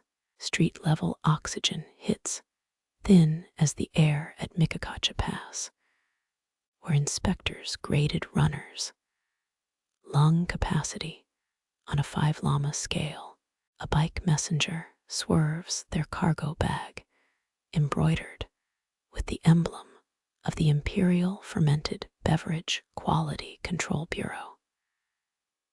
You check your watch, its hands spinning like the cursed timekeeping glyph that vanished from Coricancha's drainage system in '88. Tourists photograph a mural, its colors bleeding like the vegetable dyes used for encoding earthquake warnings in ceremonial textiles. Your shadow stretches east, its distortion identical to the silhouette cast by Tupac Yupanqui's favorite treasonous sundial. A pigeon lands, one leg banded with the numeric cipher for unpaid overtime complaints, recovered from a 1987 excavation of paymaster latrines.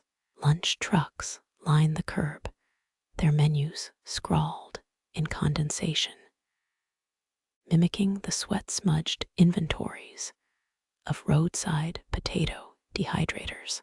You bite into an empanada, its flaky layers numbered like the disciplinary scrolls issued to messengers caught napping in storage units. Hot sauce burns your sinuses, clearing like mountain passes after the annual ritual scolding of lazy clouds. A park bench beckons, its slats branded with the grid pattern of punishment seats for inaccurate quipu translators. Children scream on swings their arcs, matching the pendulum that tested suspension bridge tensile strength, while drunk engineers placed bets. Ants march carrying fry crumbs in formation, like teams relaying freeze-stunted peaches to malaria outbreak zones. You lie back, grass blades poking your neck in the exact pattern of acupuncture treatment for runners. Herniated disc injuries, jet trails bisect the sky, their paths intersecting where the Quipu Audit Commission's hot air balloon crashed into a propaganda kite. Pollen floats, each speck a miniature version of the feather dusters used to clean ceremonial earspools. The earth thrums, seismic whispers recounting the scandal where contractors substituted inferior gravel in the Sacred Valley bike lanes. A frisbee lands nearby, its neon plastic clashing with the approved chromatic spectrum for morale-boosting way station wall art. You shield your eyes, your palm etching the same shadow signal that meant message contents contaminated by weasel urine. Proceed with caution. Dandelion fluff drifts, each seed carrying the aerodynamic profile of emergency. Tax scrolls designed for cross-canyon trebuchet launches. Ice cream truck jingles warp the melody, degrading like the corrupted chant used to bless bridge expansions during Mercury retrograde. You stand knees, cracking in the rhythm of the safety checks performed on log flumes, carrying VIP's luxury wool garments. Evening comes early, streetlights buzzing like the electrified insects released during that misguided agricultural conference power outage. Your keys jingle, their teeth aligned to the notches on decrees authorizing nighttime use of slingshot-based parcel delivery systems. Stairs yawn each step, groaning like overloaded suspension bridges during mandatory enthusiasm parades for unpopular irrigation bylaws.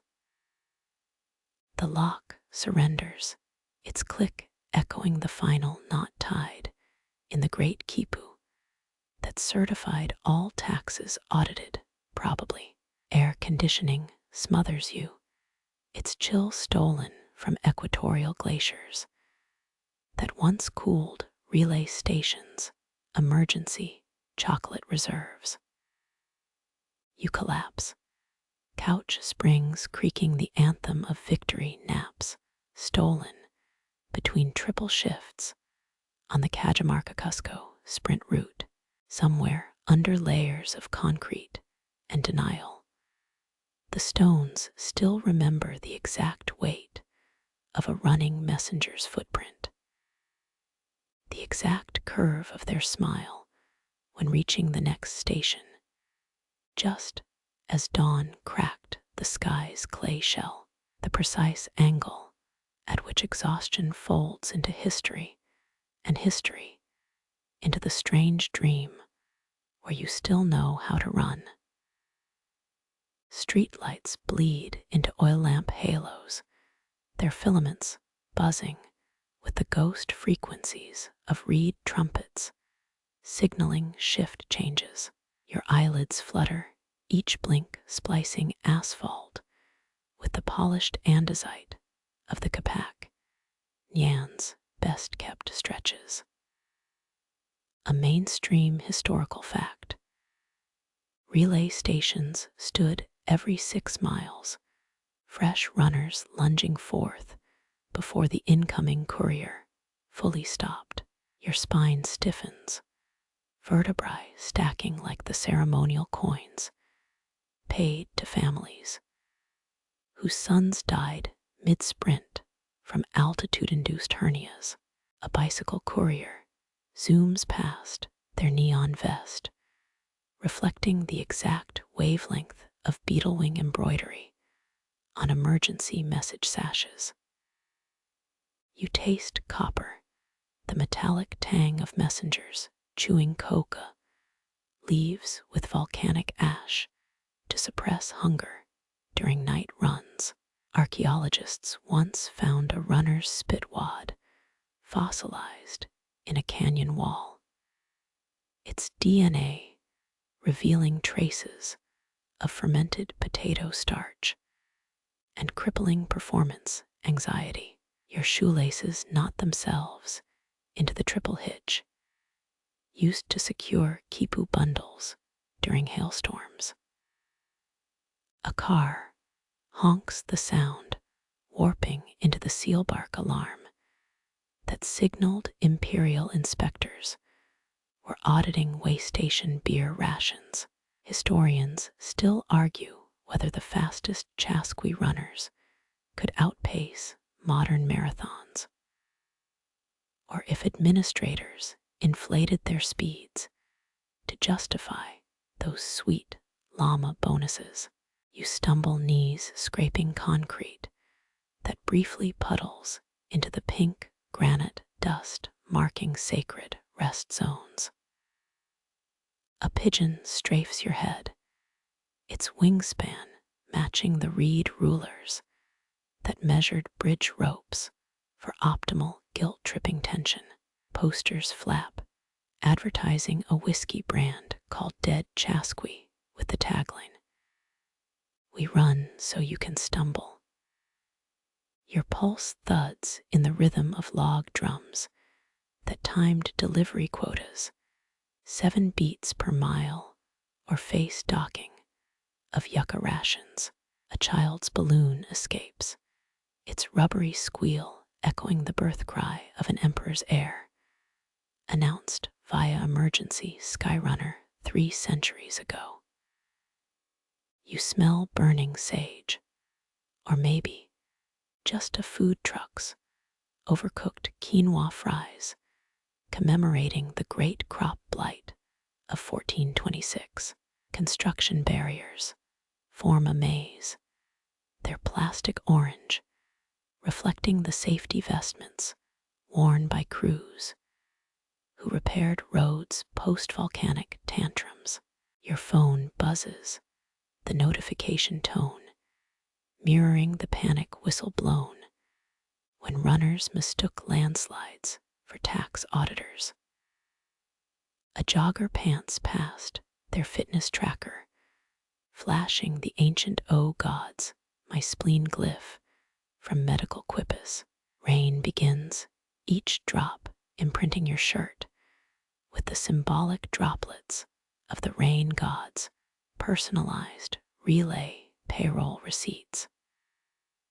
Puddles bloom their surfaces, rippling with the facial tattoos of messengers who moonlighted as earthquake early warning systems. You duck under scaffolding, its shadow tessellating into the approved resting posture diagrams carved into way station outhouse walls. Your ears pop, pressure shifting like the altitude sickness that haunted coastal runners reassigned to Andes routes without proper training. A shop window displays jogging shoes, their soles imprinted with the cursed 3,300 RPM tread pattern band. After the great pavement erosion scandal, street musicians plunk guitars, their chords discordant, as the ceremonial zithers smashed during that musical tax code revision riot.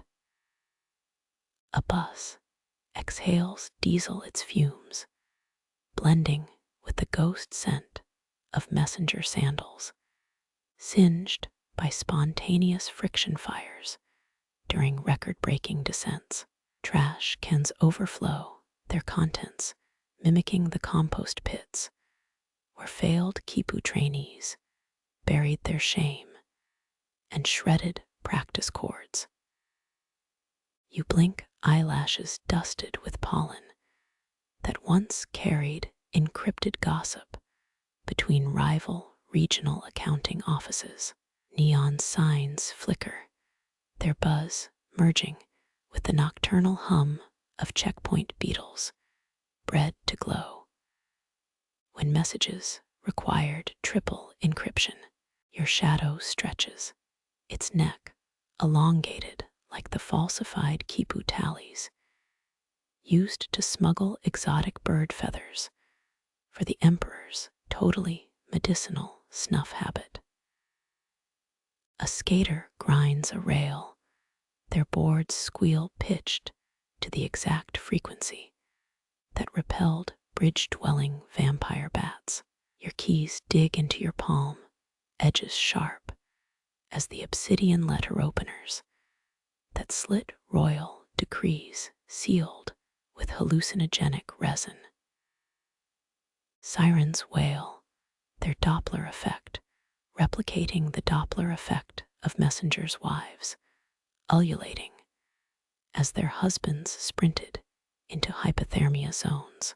Gravel crunches, each twist of your ankle echoing the punitive corn-grinding shifts assigned to runners caught using unauthorized shortcut tunnels. The moon emerges, its craters mapping the potholes left when rebellious engineers diverted paving stones to build a secret party patio. You inhale, lungs filling with air once reserved for the emergency sprint protocol drills performed during narcotic nectar shortages. A cat hisses, its posture mirroring the defensive crouch taught to messengers navigating condor nesting grounds without compliance permits. Your teeth ache, molars channeling the vibrational trauma of suspension bridges tuned to collapse if anyone hummed off-key royal anthems. Car alarms harmonize their electronic shrillness, interlacing with the bone flute dirges, commemorating couriers trampled by stampeding vicuñas during tax day protests. Tornado sirens howl, pitch identical to the abandoned message, and run like hell signal used during coastal tsunamis. Wind whips your hair, strands lashing like the reinforced agave whips that encouraged runners to achieve their contractual velocity metrics. You spot a bumper sticker. My other car is a Chasqui relay station, the adhesive bubbling like ceremonial tar poured to seal treasonous potholes. Shadows lengthen, each shape a stealth quipu counting down the hours, until dawn reinstates the spreadsheet grids over everything. The night boils away, streetlights dimming like the oil lamps snuffed when dawn patrols confirmed no overdue messages were trapped in ice storms.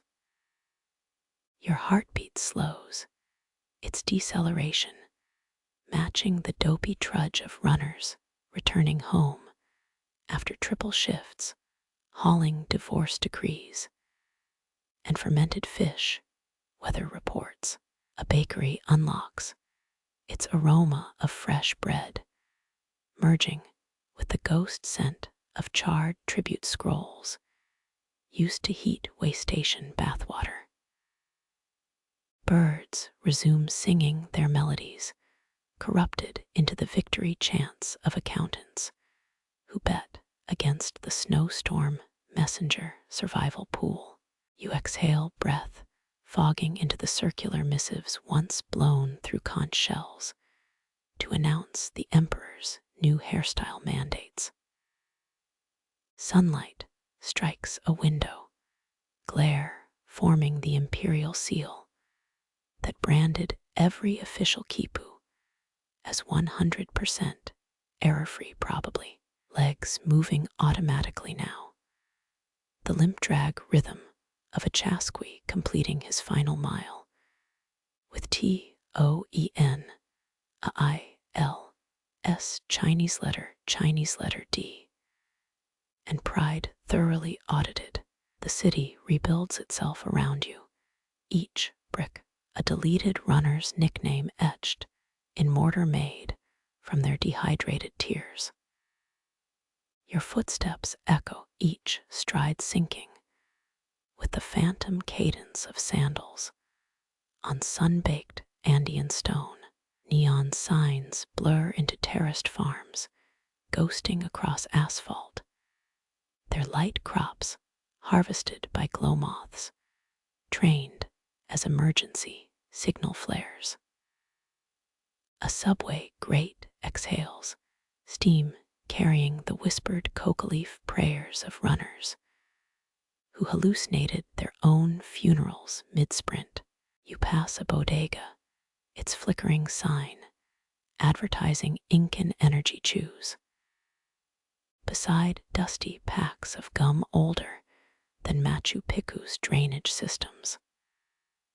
A truck reverses, its beep leaching into the bamboo quipu codes once used to reroute runners around landslides in real time. Your thumb traces a brick's grooves, edges worn smooth as the cheekbones of messengers who ran until their faces matched the mountain silhouettes. Rain gutters gurgle their runoff, swirling with the saliva of Chasqui trainees forced to practice not tying underwater for lunar eclipse drills. 24 carvings were found beneath Cusco's main plaza, each depicting a runner's demise via creative tax-related mishaps. Historians still argue whether Chasqui ever sang while running, or if those are just drunk scholars misreading quipu knots as sheet music. A skateboard clatters, its wheels sparking like the flint strikers used to light signal pyres during bureaucratic emergencies. Your reflection warps in a puddle neck, elongating into the grotesque sprint silhouette carved on tombstones of overachieving couriers. Archaeologists recently unearthed a frozen runner's last snack, llama jerky, marinated in fermented peach juice, and sheer existential dread. Manhole covers rattle their iron-etched with the Depression-era motto, walk like they're watching, run like they're calculating your rations. Pigeons scatter, wing beats thumping out the dread rhythm of a supervisor's tally stick, marking your dwindling rest minutes. You smell ozone, or maybe the ghost of that one arrogant messenger who tried to outrace a thunderstorm to prove a point. A fence creaks, chains mimicking the ankle cuffs of trainees caught fudging their altitude acclimatization timesheets. Your jaw tenses, molars grinding like the basalt pestles that pulverized ceremonial corn into apology, bread for delayed weather reports, a child's balloon bobs, its string knotted with the triple-looped dread of messages marked urgent. Emperor's new paranoia level. Traffic cones glow orange mirages of the chili pepper totems that warned runners of upcoming motivational pebble-filled shoes. Your shadow fractures, edges frayed like the quipu burned during that scandalous audit of the imperial glitter supply chain. Night shift workers yawn, their exhaustion smell identical to the infamous week 13 musk of the Andes ultra relay. Your keys jingle, a sound once synchronized to the brass tokens awarded for surviving quicksand detours without losing any quipu chords. A siren wails, its rise fall pattern stolen from the birth song of royal llamas bred for maximum speed or maximum guilt trips. Potholes glitter, their oily surfaces reflecting the priest-approved star charts that doubled as sneaky mountain shortcut maps. Breezes carry fast food wrappers, their crinkle echoing the dried maize leaves used to muffle the coughs of altitude-sick runners. You stumble knees telegraphing the Morse code of that time. A message got stuck in a glacier for 17 years. A rat scurries its path, tracing the exact route of the bribery quipu that nearly toppled the northern tax offices. Dawn leaks through rooftops, light diffusing like the medicinal fog. A condemned Chasqui inhaled to numb his final marathon. Your pockets sag, weight mirroring the mail pouches filled with featherlight love letters and brutal infrastructure repair quotas. A street sweeper passes, its bristles scratching an ancestral rhythm about blisters traded for pension points. The city stills its pulse, fading into the ceremonial silence, enforced after every successful message chain's completion. You halt, heel hovering over a sidewalk crack that hums with the PTSD vibrations of bridge suspension cables from long-dead couriers. Birds resume their squabble feathers, ruffled like the ceremonial cloaks of accountancy priests who cheated at the annual relay lottery. Your breath steadies, lungs deflating like the soggy reed rafts used to float tax quipus across revolt-heavy river territories. Glass shards twinkle edges, serrated as the obsidian coupons that gave runners 10% off next execution if delivered early. A flag flaps, its fabric fraying like the morale of messengers assigned to the volcano gossip beat. You blink, vision swimming with the retinal afterimage of a torch's swing that once meant run toward imminent betrayal. Street lamps dim, their retreat mimicking the oil ration cuts inflicted after that awkward incident with the overachieving eclipse chaser. The last stars wink out, pinpricks healing over like the calluses on a Chasqui's soul. After years of saying, just one more mile morning shifts, reality's gears, asphalt solidifying into something that won't confess its secrets so easily. Your hand finds a wall, palm pressing against the ghost imprint of a runner who leaned here in 1423 and never got up. Somewhere a dog barks, its DNA inexplicably matching the saliva samples scraped off imperial suspension bridge guardrails. The world forgets again, the way it always does when the receipts get filed. You keep walking, your soles scuff concrete, granules grinding like the pumice stones Chasqui used to sandcallus ridges into armor. A bike messenger zooms past, carrying time menus and the restless ghost of that runner who died mid-sprint trying to lick a quipu knot's meaning. Air conditioner drips, syncopate, recreating the 1,000 condor mating call rhythm beat on war drums whenever tax quotas got raised. You finger a gum wrapper pyramid, tinfoil gleaming like the emergency sun signals, polished for cloudless days. Mainstream textbooks claim the Inca relay system moved data at 150 miles daily. But excavation ledgers show emergency glitter reserves for blinding rival scouts. Rain streaks a bus window, each droplet containing microscopic copies of that one clerk's desperate palm leaf memo.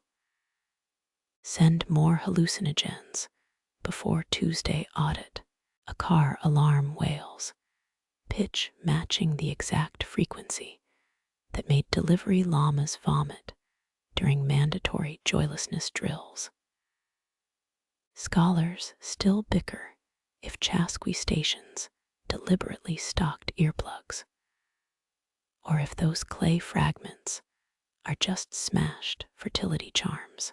Your neck prickles the phantom weight of a message cape dyed with snail secretions to repel both rain and existential doubt. Cigarette butts swarm a grate, their filters mimicking the chewed coca wads spat at checkpoint shrines to bribe stone idols that fermented peach jerky archaeologists found. Lab tests revealed traces of theater tickets, proof some runners double-dipped as undercover drama critics. Graffiti glows, spray paint echoing the vegetable dye codes for detour and abandon all morale. Ye who enter here, your shoelace snaps, kinetic memory of the hemp cords that once tripped messengers carrying bad harvest forecasts. Hardware store fans were moving air like the apprentice, whose sole job was fluffing supervisors' feather headdresses during morale inspections. A half-eaten pretzel spins, its salt crust mirroring the sweat patterns on couriers who ran clockwise around volcanoes to charge their luck. Bees swarm a trash can, their buzz harmonizing with the bronze chimes, swung to announce particularly petty tax hikes. Historians still argue whether imperial auditors canoed through sewage channels to catch lazy messengers, or if those are just margarita-fueled grad school theories. Your shadow stretches, legs warping into the elongated stride patterns carved on motivational sundials found near collapsed way stations. Neon hums its vibration, indistinguishable from the tuning forks used to align runners. Earplugs during avalanche season. Parked cars glint hoods, reflecting the ambush positions of accountants, hiding behind ceremonial cornstalks. You yawn, jaw pop echoing the sound of a frozen messenger's vertebrae thawing during that embarrassing museum incident. A skateboarder ollies a hydrant arc, replicating the jump technique perfected by couriers dodging gift shop liability lawsuits. Your pocket buzzes, phone inheriting the anxiety once reserved for quipu knots tied by left-handed priests after midnight. Dry leaves skitter their paths, matching the evacuation routes etched into the silver thighs of fertility statues. Dawn bleeds through billboards, light diffusing like the medicinal vapors inhaled before attempting the suicide slide down Huayna administrative annex. Your ankles itch memories of the ceremonial mite infestations awarded to messengers who beat speed records, but forgot to compliment the emperor's hat. Glass doors hiss open, releasing a lobby airburst identical to the last sigh of the courier, who delivered his own pink slip. Construction drills thump pavement, trembling like the thighs of trainees, forced to squat over message tubes until sunrise. Was that a bird call, or the recycled whistle code for abandoned message? Save the decorative tassels. Your retina burns, afterimage of the emergency smoke signal, meaning either enemy troops or boss. Wife wants rainbow feathers again. You step over a crack, Fisher humming with the archived groans of relay runners who carried earthquake warnings while earthquakes happened. Traffic light patterns mirror the lantern codes for proceed, but with theatrical remorse, a holdover from the short-lived penitentiary postal corps. Someone's ringtone plays mariachi death metal, unexpected fusion. Like that time, a Chasqui remixed tax reports into a pan flute diss track. Concrete radiates stored heat, same as the plaza stones warmed by messengers, napping in contorted productivity approved positions.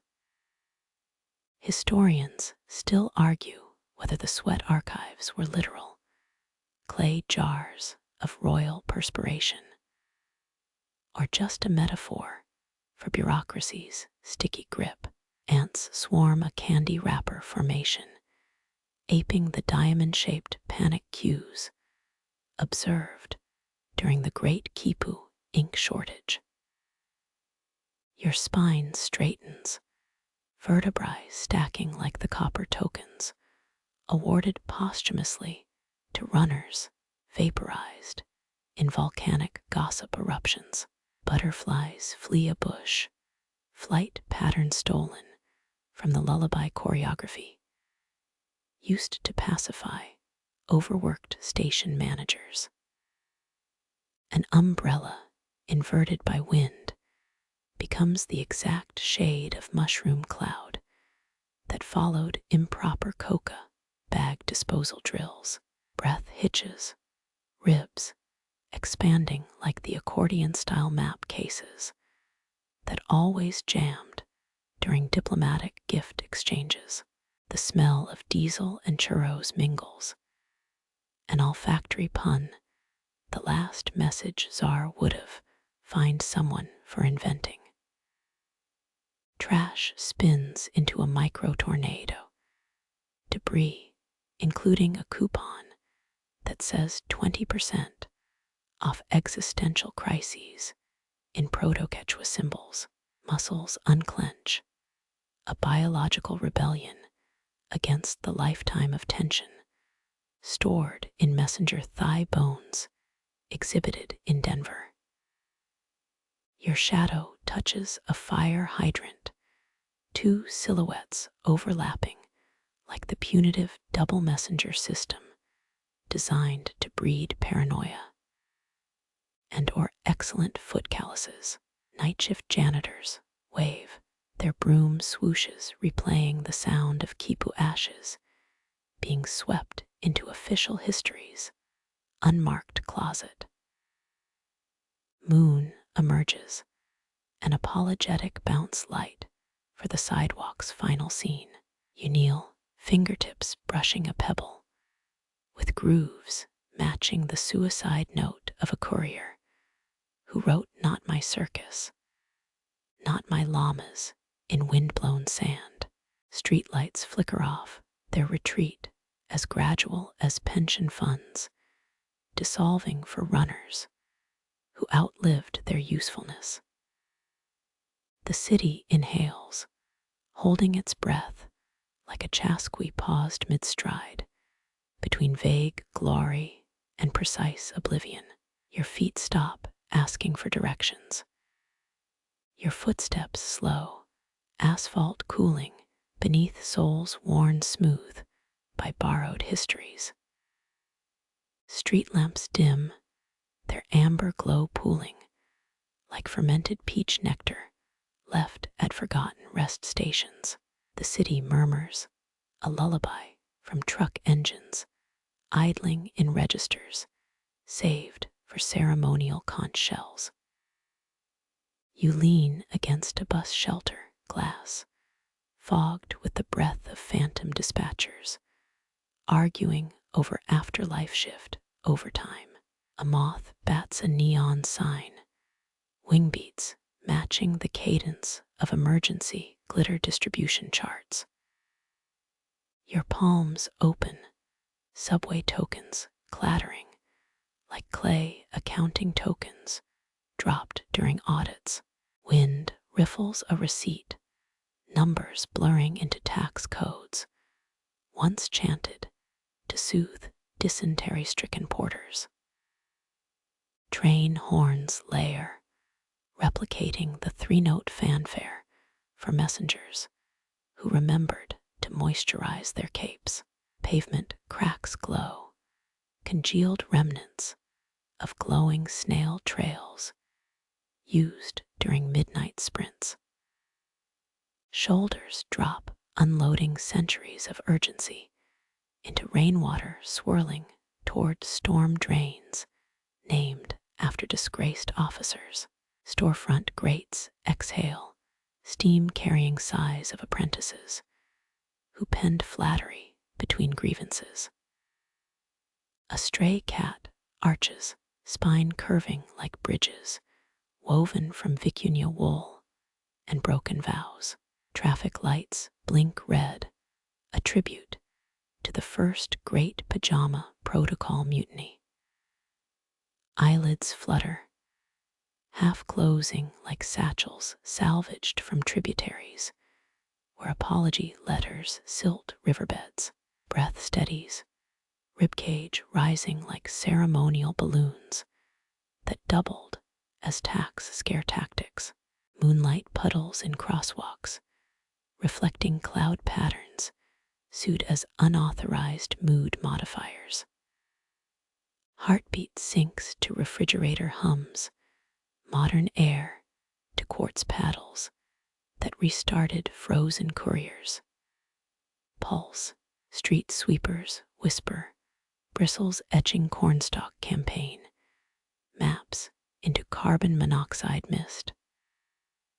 The last bus accelerates, taillights dissolving like coca pouch embers tossed into complaint ravines. Concrete breathes, warmth rising through souls as memory fragments of 10,000 sanctioned naps. You straighten telephone wires, sagging like braided llama gut ropes. Nobody admits missing. Stars pierce smog, pinpricks echoing cactus needle holes in water ration permits.